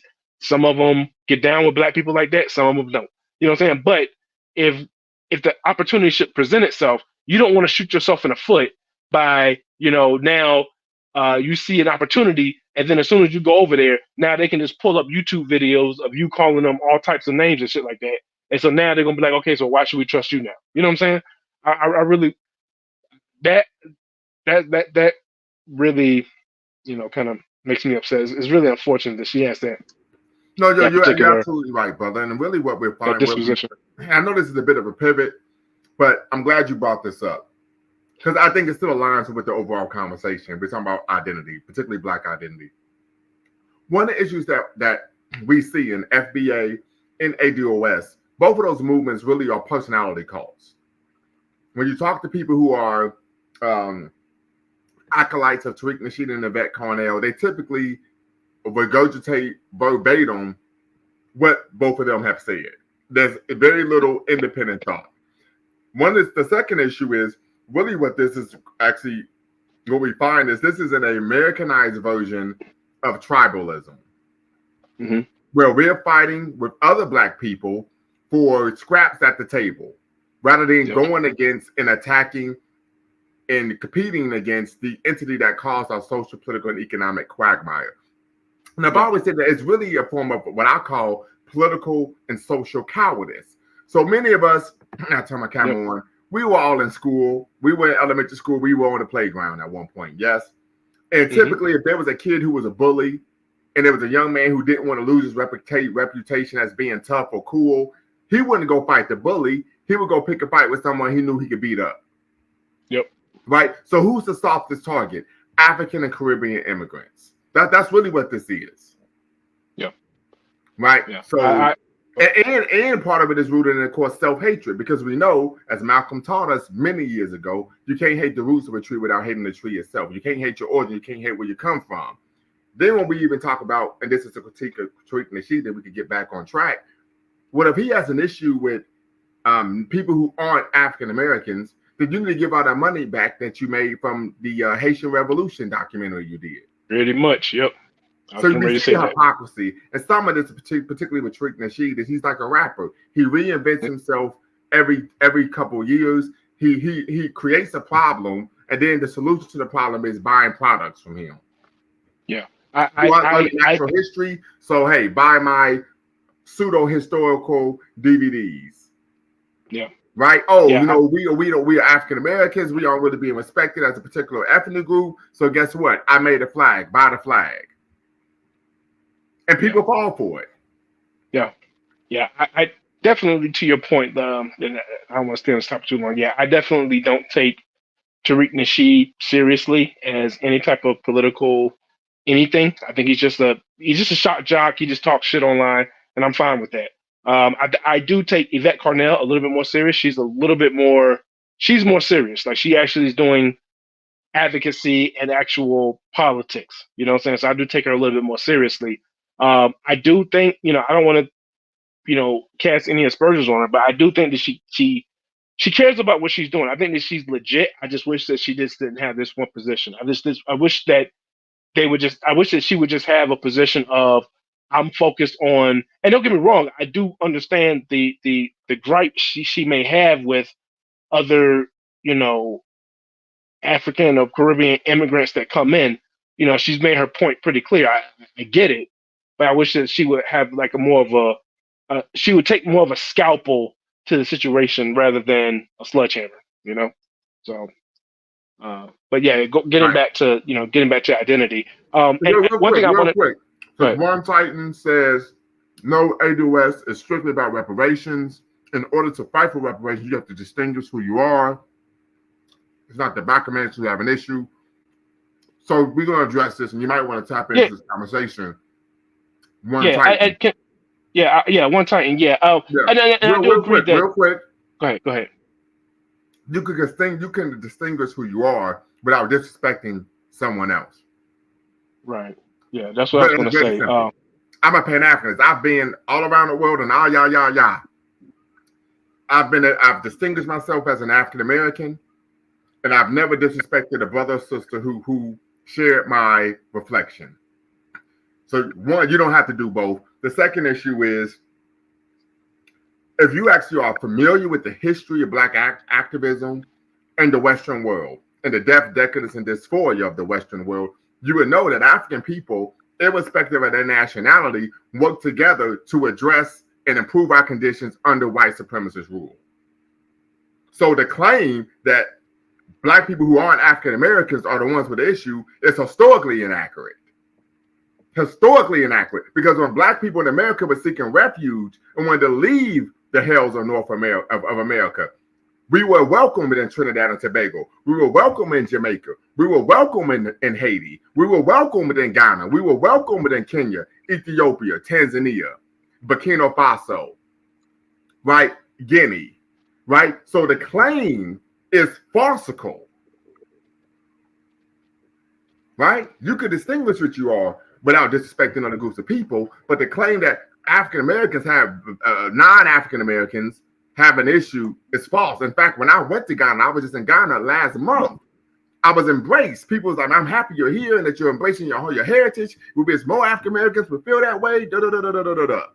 Matter of fact, when I was in Ghana, I became aware of an issue 4 years ago when George Floyd was deleted, where the Ghanaian people held a Black Lives Matter rally in Ghana as a result of what took place here in America. And when there have been numerous African nations and presidential administrations that were Pan-Africanist in nature, and that, right? However, we know oftentimes those African nation states and their administrations were toppled by Western-backed coups, particularly oftentimes based on due to the confluence of American and European governmental interests. So the claim is completely ahistorical. That's one of the issues that I have. And when I have conversations with people who are FBI, ADOS, they have no understanding of actual history. None whatsoever. And also the thing about that is when you're talking about money, you're talking about business. And until we see something in writing from Yvette Cornell or any of these ADOS talking points that say we're going to give you reparations if you denounce your affiliation with the rest of the diaspora, I mean, it's just a hustle. They just talking. You know what I mean? Until we see something in writing that say if you're not down with other Black people, then we give you money, then okay, I will listen to you. Other than that, they just talking crap, and they probably just doing it for views.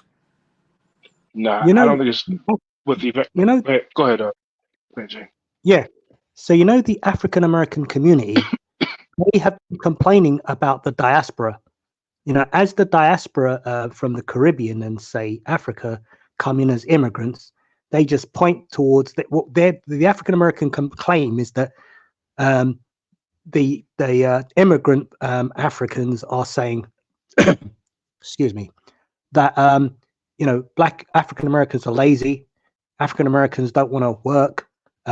This is one complaint that they're making about the diaspora, and the second complaint is this: whenever African Americans travel to Africa, it is they that are making all of the investment, and it is they that have to put in all of the money, whereas the African government, the African community on the continent is really doing nothing to make it, to help finance anything, or to help give free land, or to help give free airline tickets over to the continent. So they think that this benefit is just a one-way street. So those are the two contentions. And they say that, look, to some extent, the Black African American community has to delineate so that it is the African American community that specifically gets the reparation from the for the way the Americans have treated African Americans. So let me say this. Let me say this. So, you know, like for example, the Jamaican, the Jamaicans should get their reparations from their colonial masters, and the continental people should be getting. Yeah, that's common sense. That goes without saying. But you don't have to speak ill or not be in solidarity with Black people from other countries just to get reparations from America. Like Brother Sandman was saying, you don't have to not be in solidarity with brothers and sisters in Jamaica and Accra and Trinidad and Tobago, right, the Port of Spain, to get reparations from the United States of America. That's nonsensical. That makes no sense whatsoever. Yeah, that's so basically, so long as you can reassure the African American community of this, then I guess that'd be one issue down. But the other issue of, like, you know, intercommunal, what was the word? Tribalism. It is online and out there on the street is somewhat really serious, I believe, because, you know, if you just see the online discussions, and we're in the social media world, you see a lot of African Americans attacking the people on the continent, and then the people on the continent attacking African Americans, and that really has to. Yeah, it's a major issue. So, yeah. So first off, one, Titans, you're gonna need to tap in and be part of the conversation. Number two, what you're stating, your comment, no one is speaking ill on the diaspora, they speak ill of us. That is once again historically accurate. One thing I do not allow on my platform is to allow people to make claims that are disingenuous or false. I actually have a book in my library. Apologies. No, I'm not talking about you. I'm talking about One Titans. Okay. Yeah. And I'm going to turn my camera on. I have a book in my library. I wrote a research paper on this regarding the relationship between African Americans, Afro-Caribbeans, and Africans, right? And this has been going on for a while. There have been times where there was even a newspaper report in Baltimore, the Baltimore Sun, where an African-American young man is waiting at the bus stop to go to school. An African immigrant young man walks to the bus stop, waits to go to school, and the African-American young man attacks the boy and beats him up simply because he was African. So this has been going on for a while, right? It's unfortunate, but we know you can't hate the roots of a tree without hating the tree itself. You can't hate your origin, you can't hate where you come from without having an adverse and negative view of who and what you are. The second issue is, as I said before, now I'm becoming a bit redundant with this position and talking point, is, once again, you do not have to not be in solidarity with Black people from other countries and nations and of ethnic backgrounds in order to receive reparations from the American government. That's just a reality, right? If African nations were fighting for reparations regarding colonialism against European colonizers, I would be in support of that 100%. 100%. Right? Because I'm a Pan-Africanist, right? So these are some of the issues, the misinformation that's being promoted, right? I take extreme umbrage with, right? When Brother Sandman talked about it being a hustle, Yvette Carnell has been known for charging thousands of dollars for speaking engagements, thousands of dollars for conferences, and then being a no-show. Am I right, Brother Sandman? Yeah, I mean, I haven't been keeping track of her history like that, but I can definitely see it. Yeah, I know a hustle. This is a real issue. So once again, we've seen with Tariq Nasheed, they had he raised like $20,000 just to have a rally, right?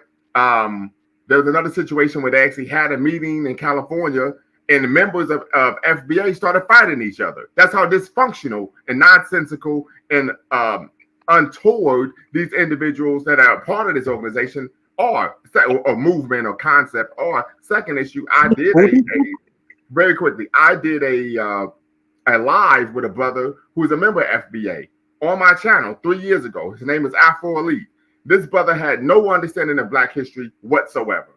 I mean, none. He had no understanding of Black history, world history, American history. These are educated individuals. These are individuals who parrot what Yvette Carnell and Tariq Nasheed have to say. And the reality is, we know anti-Blackness is ubiquitous.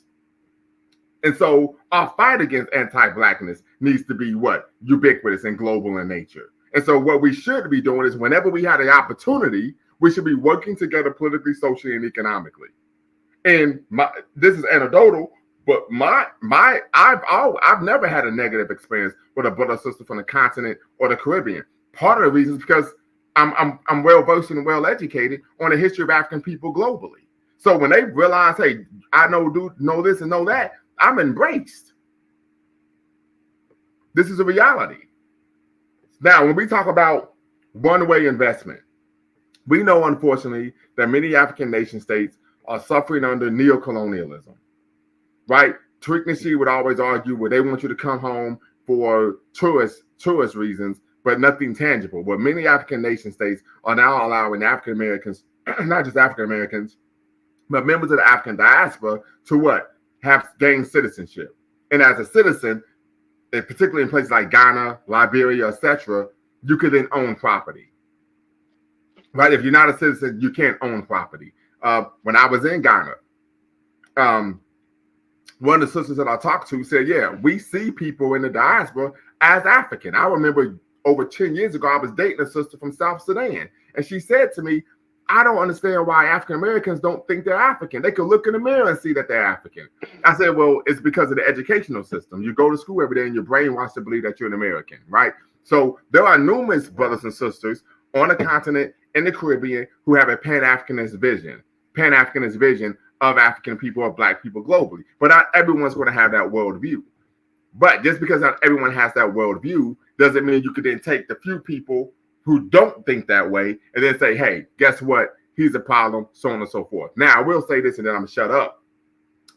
Part of the issue, one of the reasons why many brothers and sisters from the continent and the Caribbean say, hey, don't associate with African Americans, is twofold. One is based on the negative images that they see of African Americans on television. We know globally the image of Black people in America is a negative image. It's an image of us engaging in racially disempowering, self-defeating, and self-destructive behavior. Anyone with common sense, if you see that, you would typically believe that this is true. Now, I remember in Tanzania, when Mwalimu Julius Nyerere was president, he took issue with Western media's depictions of African Americans and banned it from being shown in Tanzania because it was giving the brothers and sisters in Tanzania a false sense of who African American people were.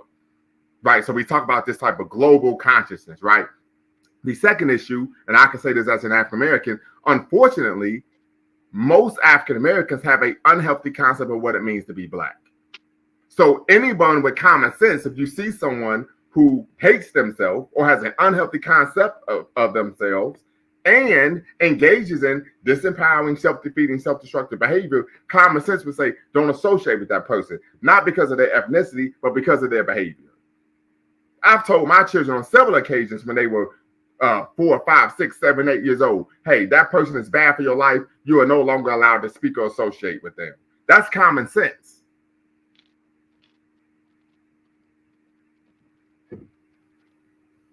Yeah, agreed. Yeah, I definitely agree with you. Yeah, because like I said, when I first moved to Columbus, I was at the gym, as I always am, right? There was a young lady from Ethiopia, and she was like, I'm happy to hear speak to you, and you are, an African American who's very knowledgeable of the history and so on and so forth, and you're Pan-Africanist. And she said, I don't want to be disrespectful, but one of the things that really hurts me about African Americans, because I see them as my long lost cousins, she said, but it's obvious that many of them hate themselves. I said, yeah, it's obvious. I said, it's very obvious. That, as a matter of fact, I remember I was at the gym once, and this young lady, well, she was a sister, she was a young lady, she was like my age. She had on like this blonde wig. And she said something to me, and I was like, I wouldn't deal with you because you hate yourself.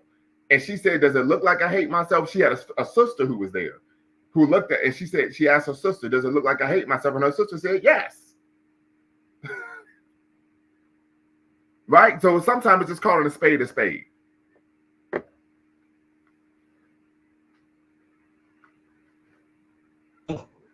Yeah, the point is, it's just I actually had to pick up on this because it is a problem that has to be tackled and has to be resolved ASAP, because it's really causing a lot of issues, and it's an Achilles heel, which of course the European colonial powers and the American colonial Used to their advantage, right? And that's why I would argue that these individuals, they may be agents, because this doesn't help us with reach our bottom line, right? And I can see if you said, hey, you know what, because the real issue to address this problem is what education, actually sitting down and having conversations, connecting on a social level, right? That's how you solve those problems, right? However, they actually promote stereotypes. They use ignorance, right? There have been times where they've doctored video to try to show, hey, see, they don't like us, when the reality was that wasn't the case whatsoever, right? But I think they went around, they was in an African nation, I think it was Nigeria. They asked about 50 Nigerians, what do you think of African Americans? About 43 of them actually spoke positively of African Americans. They took the 7 individuals who spoke negatively and then said, see, this is how they think about you. This is on Tariq Nasheed's platform. Yeah. Right? And so once again, what did Kwame Nkrumah say, the first president of Ghana? He said that if we are vulgarly nationalistic in our outlook, we'll be played against each other like pawns on a chessboard. Yeah, and in addition to the self-hatred, there's also another problem where they even deny the fact that they're African American. They'll say, we're not from Africa, we're Native American Indian. We're not from Africa, we're Hebrew Israelites, or we're Moors. Or come on now, preach, brother, preach. Yeah, and all of that is based on the fact that they are engaging in, like what I like to call a pseudo intellectual process of self-abnegation, in which they're seeking to distance themselves from their own history, heritage, and culture. I have a cousin who one day he was listening to a Tariq Nasheed podcast years ago when Tariq Nasheed first began to push this FBA concept. And so he contacted me and was like, I don't support Pan-Africanism. And every critique he gave of Pan-Africanism had nothing to do with Pan-Africanism. And I said, well, where are you getting this information? Well, Tariq Nasheed. So Tariq Nasheed was knowingly or unknowingly disseminating misinformation about Pan-Africanism to get people to then not support the movement and ideology. And it's so funny because there were individuals who would even argue that, well, African Americans were the progenitors of Pan-Africanism. Completely false. The progenitor of Pan-Africanism was William Edward Blyden, who was from the Caribbean, and Henry Sylvester Williams, who's the one who actually coined the term, who was a Trinidadian barrister, right? Secondly, we know that in order to be a Pan-Africanist, you have to be engaging in what? Pan-Africanism in nature is international in scope, right? So if you are a Pan-Africanist, that means you have to be working with a Black person from another country. So if you're working with a Black person from another country, there's no way you could be engaging in Pan-Africanism by yourself. So that argument itself is nonsensical.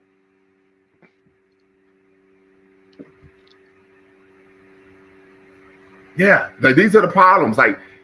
And people aren't able to push back because they aren't well educated, they aren't well read. Many of them have not, of course, went to college, and so they don't understand how to decipher misinformation, information that's not credible, right?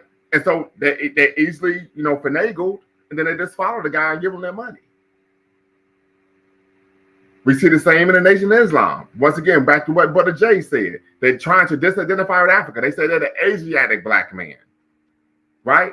So we see a lot of African Americans seeking to disidentify with Africa because they view Africa as something that is pejorative, something that is negative. That's the reality. It would be. Would it be? Very quick. I'm sorry. But it's when Japanese Americans were able to receive an indemnity for being interred in what we would call internment camps. They didn't have to disidentify with people from Japan to get that. They didn't have to speak ill of Japan and Japanese people in order to get a redress for what was done against them by the American government in America. That's just nonsensical. Yes, so it's essentially, are you saying that it would be suicide for the African American community to work alone in the United States of America, completely cut off from Africa? I mean, they wouldn't be able to move forward, is that right? Yes. Absolutely. Absolutely. And in fact, I remember reading a U.S. moratorium during the Obama-Trump administration that stated that one of the biggest threats to America's influence nationally, but globally, was Pan-Africanism.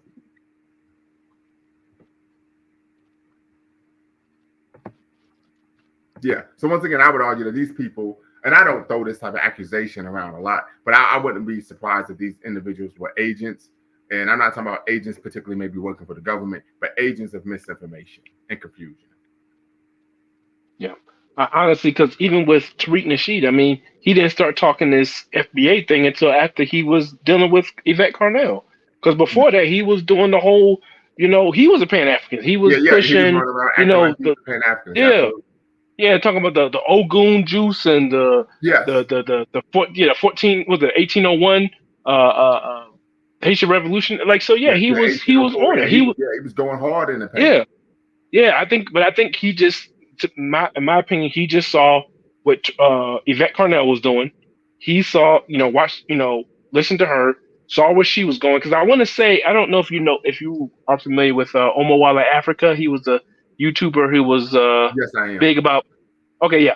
So he was putting it out like, yeah, he was just like, listen, I got the timeline of when Tariq Nasheed made the turn, because he was going back and forth with Yvette Carnell. Because I want to say that in the beginning, Yvette Carnell probably reached out to him because she probably thought he was a good brother, and and then that relationship went south, and then they split ways, and then you can kind of see how Tariq Nasheed's angle switched after he was dealing with after he saw what Yvette Carnell was doing. So like I said, and that to me is the most damning of it all. Like, to watch someone switch like that on a dime, like, come on, bro. Like, that to me, I'm like, Tariq Nasheed should have no credibility, in my opinion. I mean, don't get me wrong, I get it that Black people want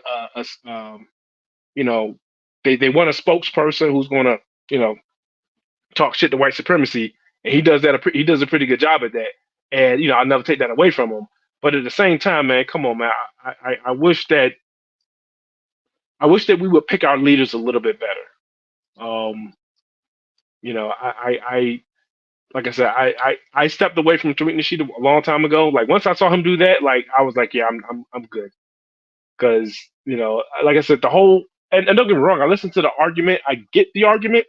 I can understand. There may be some friction between African Americans and other Africans in the diaspora, because like I said, the anti-Blackness is global. We picked up on that ourselves. You know what I'm saying?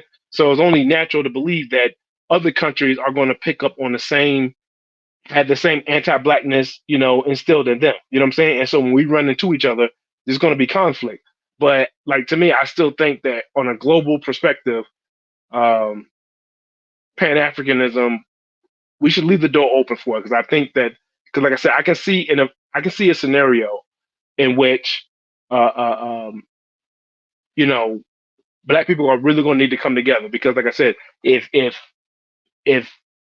especially with this next election, the anti-Blackness is going to get ramped up. You know what I'm saying? And we're going to, like, to me, like, it makes no sense for us to try to take on anti-Blackness by ourselves. Like, to me, that's a fool's errand. And the another thing I like to think about, when I think about like white supremacy, if for all the Black people who are against white, Pan-Africanism, I look at, okay, what is white supremacy other than Pan-Europeanism? You know what I'm saying?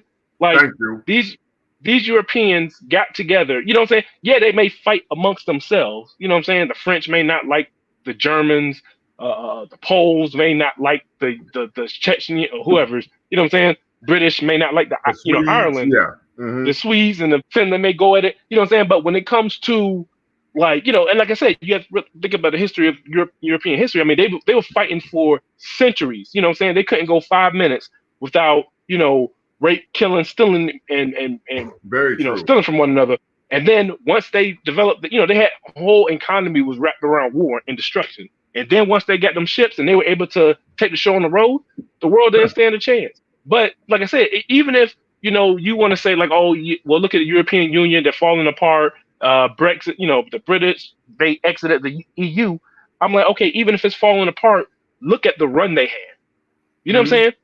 They had a 500-year run. They put, they were able to put, vehicles on celestial bodies.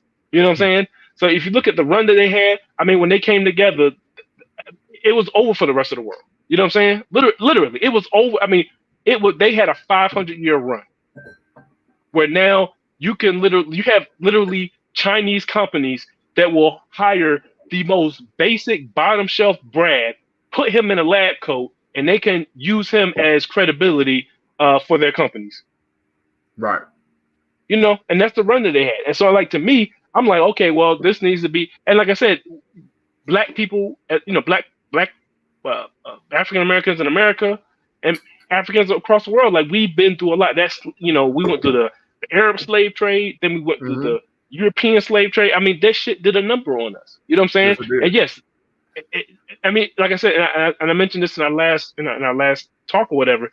Poverty will have a profound psychological effect on you and your generations to come. You know what I'm saying? Yes, like a profound. Like you can't. I mean, Dave. I remember watching listening to a thing on NPR and they're talking about, like, people say about the link between poverty and IQ. Like, people saying that you're poor because you're dumb, and they found out, no, it's the opposite. It's the opposite. You are dumb because you're poor. You know what I'm saying? Your IQ. They were talking about like those, like some tribe in India where when real quick, brother, we use the term ethnic group. What'd I say? You said tribe, so we use the term ethnic group.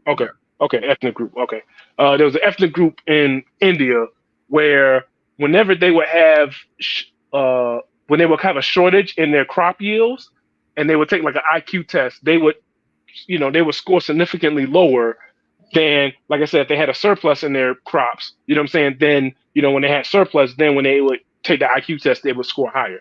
So, like I said, poverty, racism has a profound effect on your personality, on your, on your ability to, understand and analyze information, has a profound effect. So, like I said, and I can understand that, yes, there's going to be some friction, some sense of jealousy, some sense of resentment between, the different groups in the African diaspora.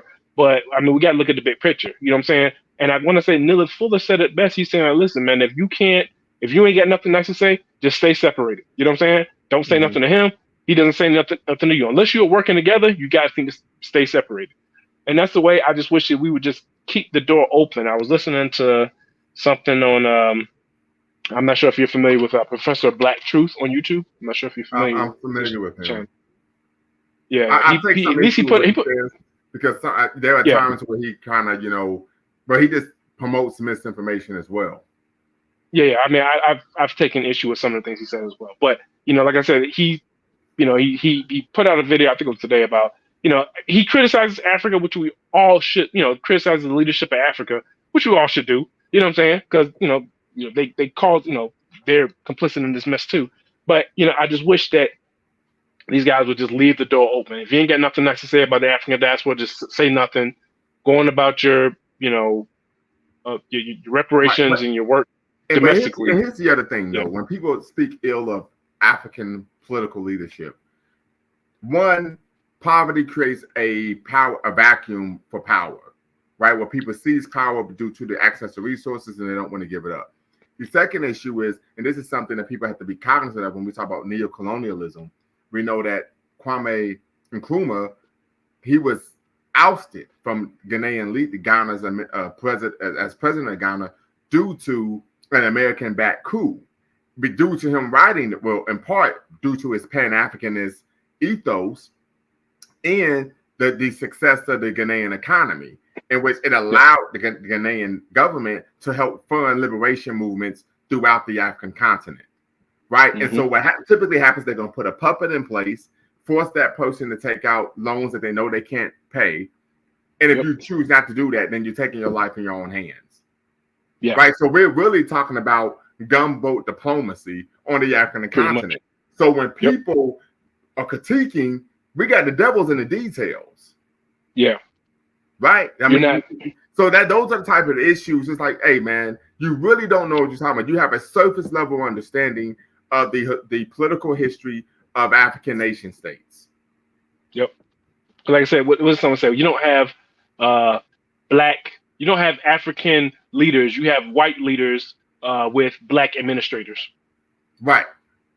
Absolutely. Absolutely. So these are some of the issues when we talk about Thomas Sankara, who was the 5th president of Burkina Faso.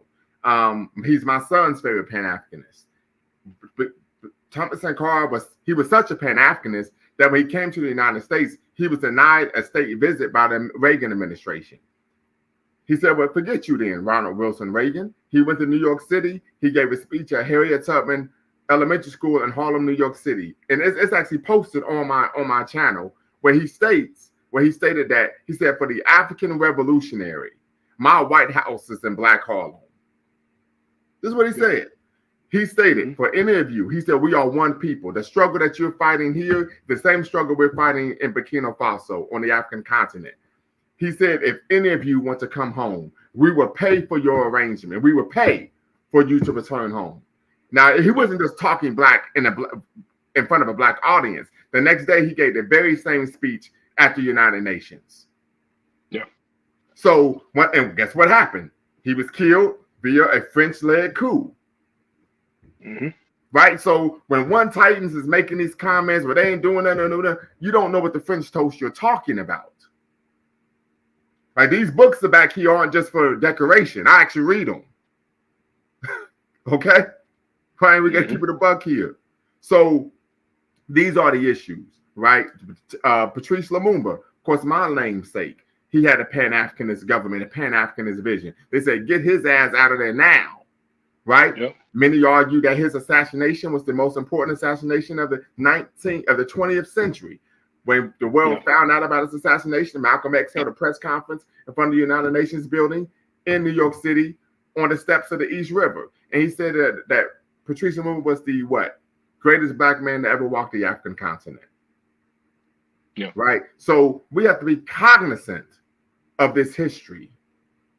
Right. And so part of the goal of Pan-Africanism isn't just one of the most important goals is to treat our people's needs as wholly, to address the material needs of African people, irrespective of where we are in the world. One of the second issues is the return African people to our traditional greatness, in which we are able to live our lives unencumbered by foreign domination. Yeah.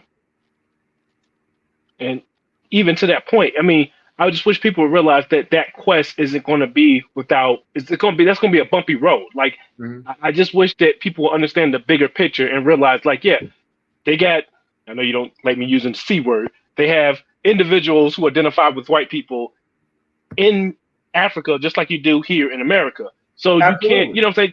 You just got to understand that. I can understand, it is absolutely offensive to have someone from the continent come over here and tell us to pull ourselves up by our bootstraps. Like, that is completely,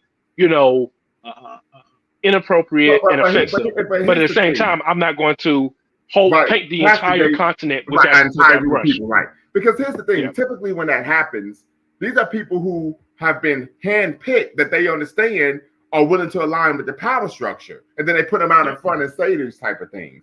The majority, like I said, I'm a Pan-Africanist.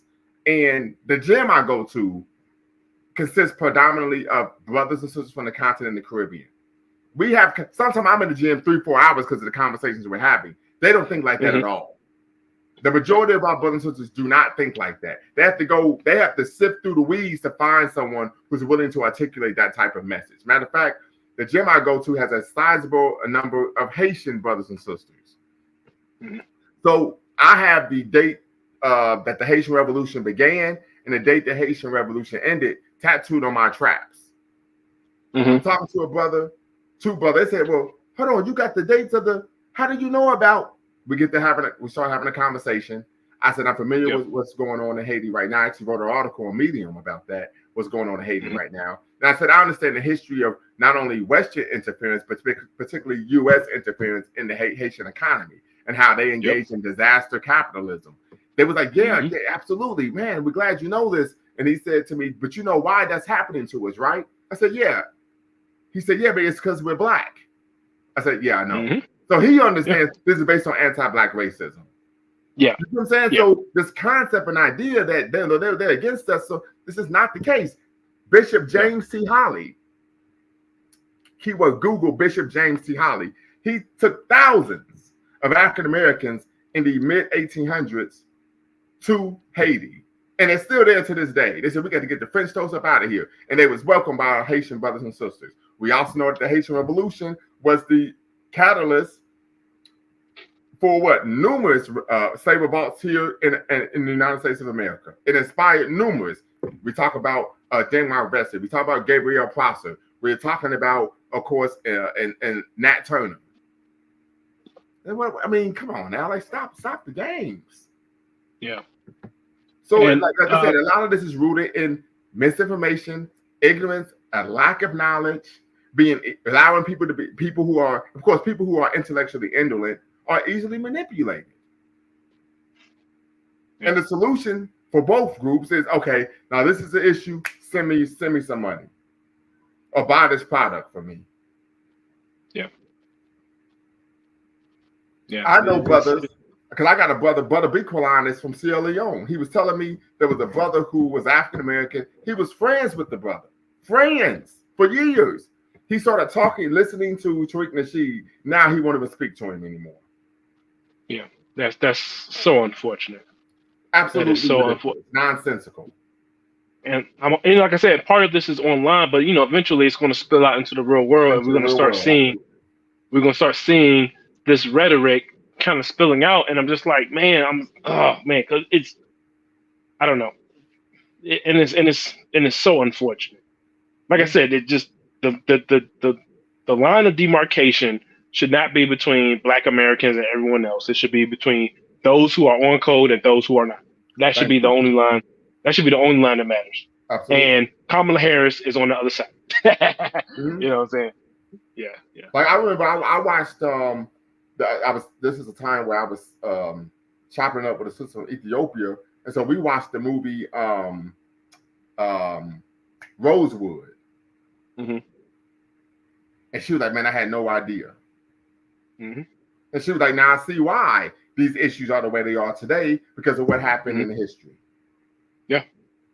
And like I said, a lot of people don't know. And like I said, and I think once we learn everyone's history, like we'll see where everyone's coming from. Like once people understand Haitian, you know what I'm saying? For me, like Haiti has its problems, but Haiti will always have a special place in my heart. You know what I'm saying? Because they were the first company, I won't say they're the first country in the world where the slaves overthrew their oppressors and then started their own country. You know what I'm saying? Like that has never been done, because like you got to realize, like history is scattered with the corpse of slave revolts that just, you know what I'm saying? The slave revolts all the time, but usually they get crushed. Very few, if any, actually survive. And then for you to make your own country, and then for you to abolish slavery, and then for you to, say like, hey, any Black person that can make it to our shores, you're a free man. Like that, you know what I'm saying? And then you took on the superpower twice. You took on the French, and did they take on the Spanish too? Because no. And the British. And they beat them all in succession. Yeah. And I'm just like, and then, I was listening to one commentator, it's just like, for centuries, for decades, Haiti was the most, important colony, French colony. You know what I'm saying? The most wealthiest. You know what I'm saying? Yes, everyone wanted the sugar cane. Everyone wanted the sugar cane. And then as soon as the Black man became free, now all of a sudden no one wants sugar anymore. You know what I'm saying? No one wants. Yeah. All of these books right here are on the history of Haiti. So I got 1, 2, 3, 4, 5, 6. What, 6? Yeah. 6 of these 9 books are all about the history of Haiti. Yep. And like I said, even if, and like I said, I wish we could all come together because Haiti was considered Wakanda. Everybody was Haiti, Yeah, Haiti has so much potential. I mean, they have potential because even that land, you know what I'm saying, they got a whole island. Like, they got the potential. And it's just, like I said, it's unfortunate. We just don't have a political consciousness. We don't have a unified political consciousness. The one drop rule really fucked us up. You know what I'm saying? That one drop rule, man, goddamn, man. You know what I'm saying? And I understand from the standpoint of, well, put it this way. In the beginning, the one drop rule, I don't think it was that harmful for black people. But like after the what's the miscegenation law, was it something v Virginia? Yeah, loving v Loving Virginia. Virginia, yeah, Loving v Virginia. I mean, I would love to see what would happen if Negroes, mostly the males, realize that your children will be considered biracial and not black. You know what I'm saying? When you start jumping out, you know, hopping the fence like that. You know what I'm saying? I think But yeah, feel like I mean, yeah, part of it is like issue, psychological. In Brazil, Yeah. Blacklamento, they actually was trying to miscegenate the Mhm. black people out of existence, and so it's something that we have to be cognizant of. So yeah, and that was my point. Like, I feel like that is where, you know, this Kamala Harris thing is, you know, bringing it back to her. I think that's where a lot of this confusion is coming from. You know, where, you know, we're trying to fight. You know, what I'm saying, because like I said, there's almost, you know, Wanda Sykes made the joke, you know, years ago with Obama. She was saying that, like, yeah, like, you know, it's great to have, you know, the first black president, but if you fuck up, then it's like, man, who elected that white guy? You know what I'm saying? It's just, you know, it's we're playing almost, you know, racial football with you. Just like when we think we can get something out of you, you're black, but then when you're something else, when you mess up, now you're something else. And I wish that we can just have like a solidified, you know, idea for ourselves. You know what I'm saying? Like, we don't need to come up with an idea of, you know, I'm gonna use the word blackness, you know, in the American context. You know what I'm saying? That works for us, that, you know, empowers us, not based off of, you know, some white guy who couldn't stay out of the, you know what I'm saying? the cookie jar. Couldn't keep you know, kept keeping it in his pants, and now he got bastard children running around, and then that's where, you know, it's in order to protect him.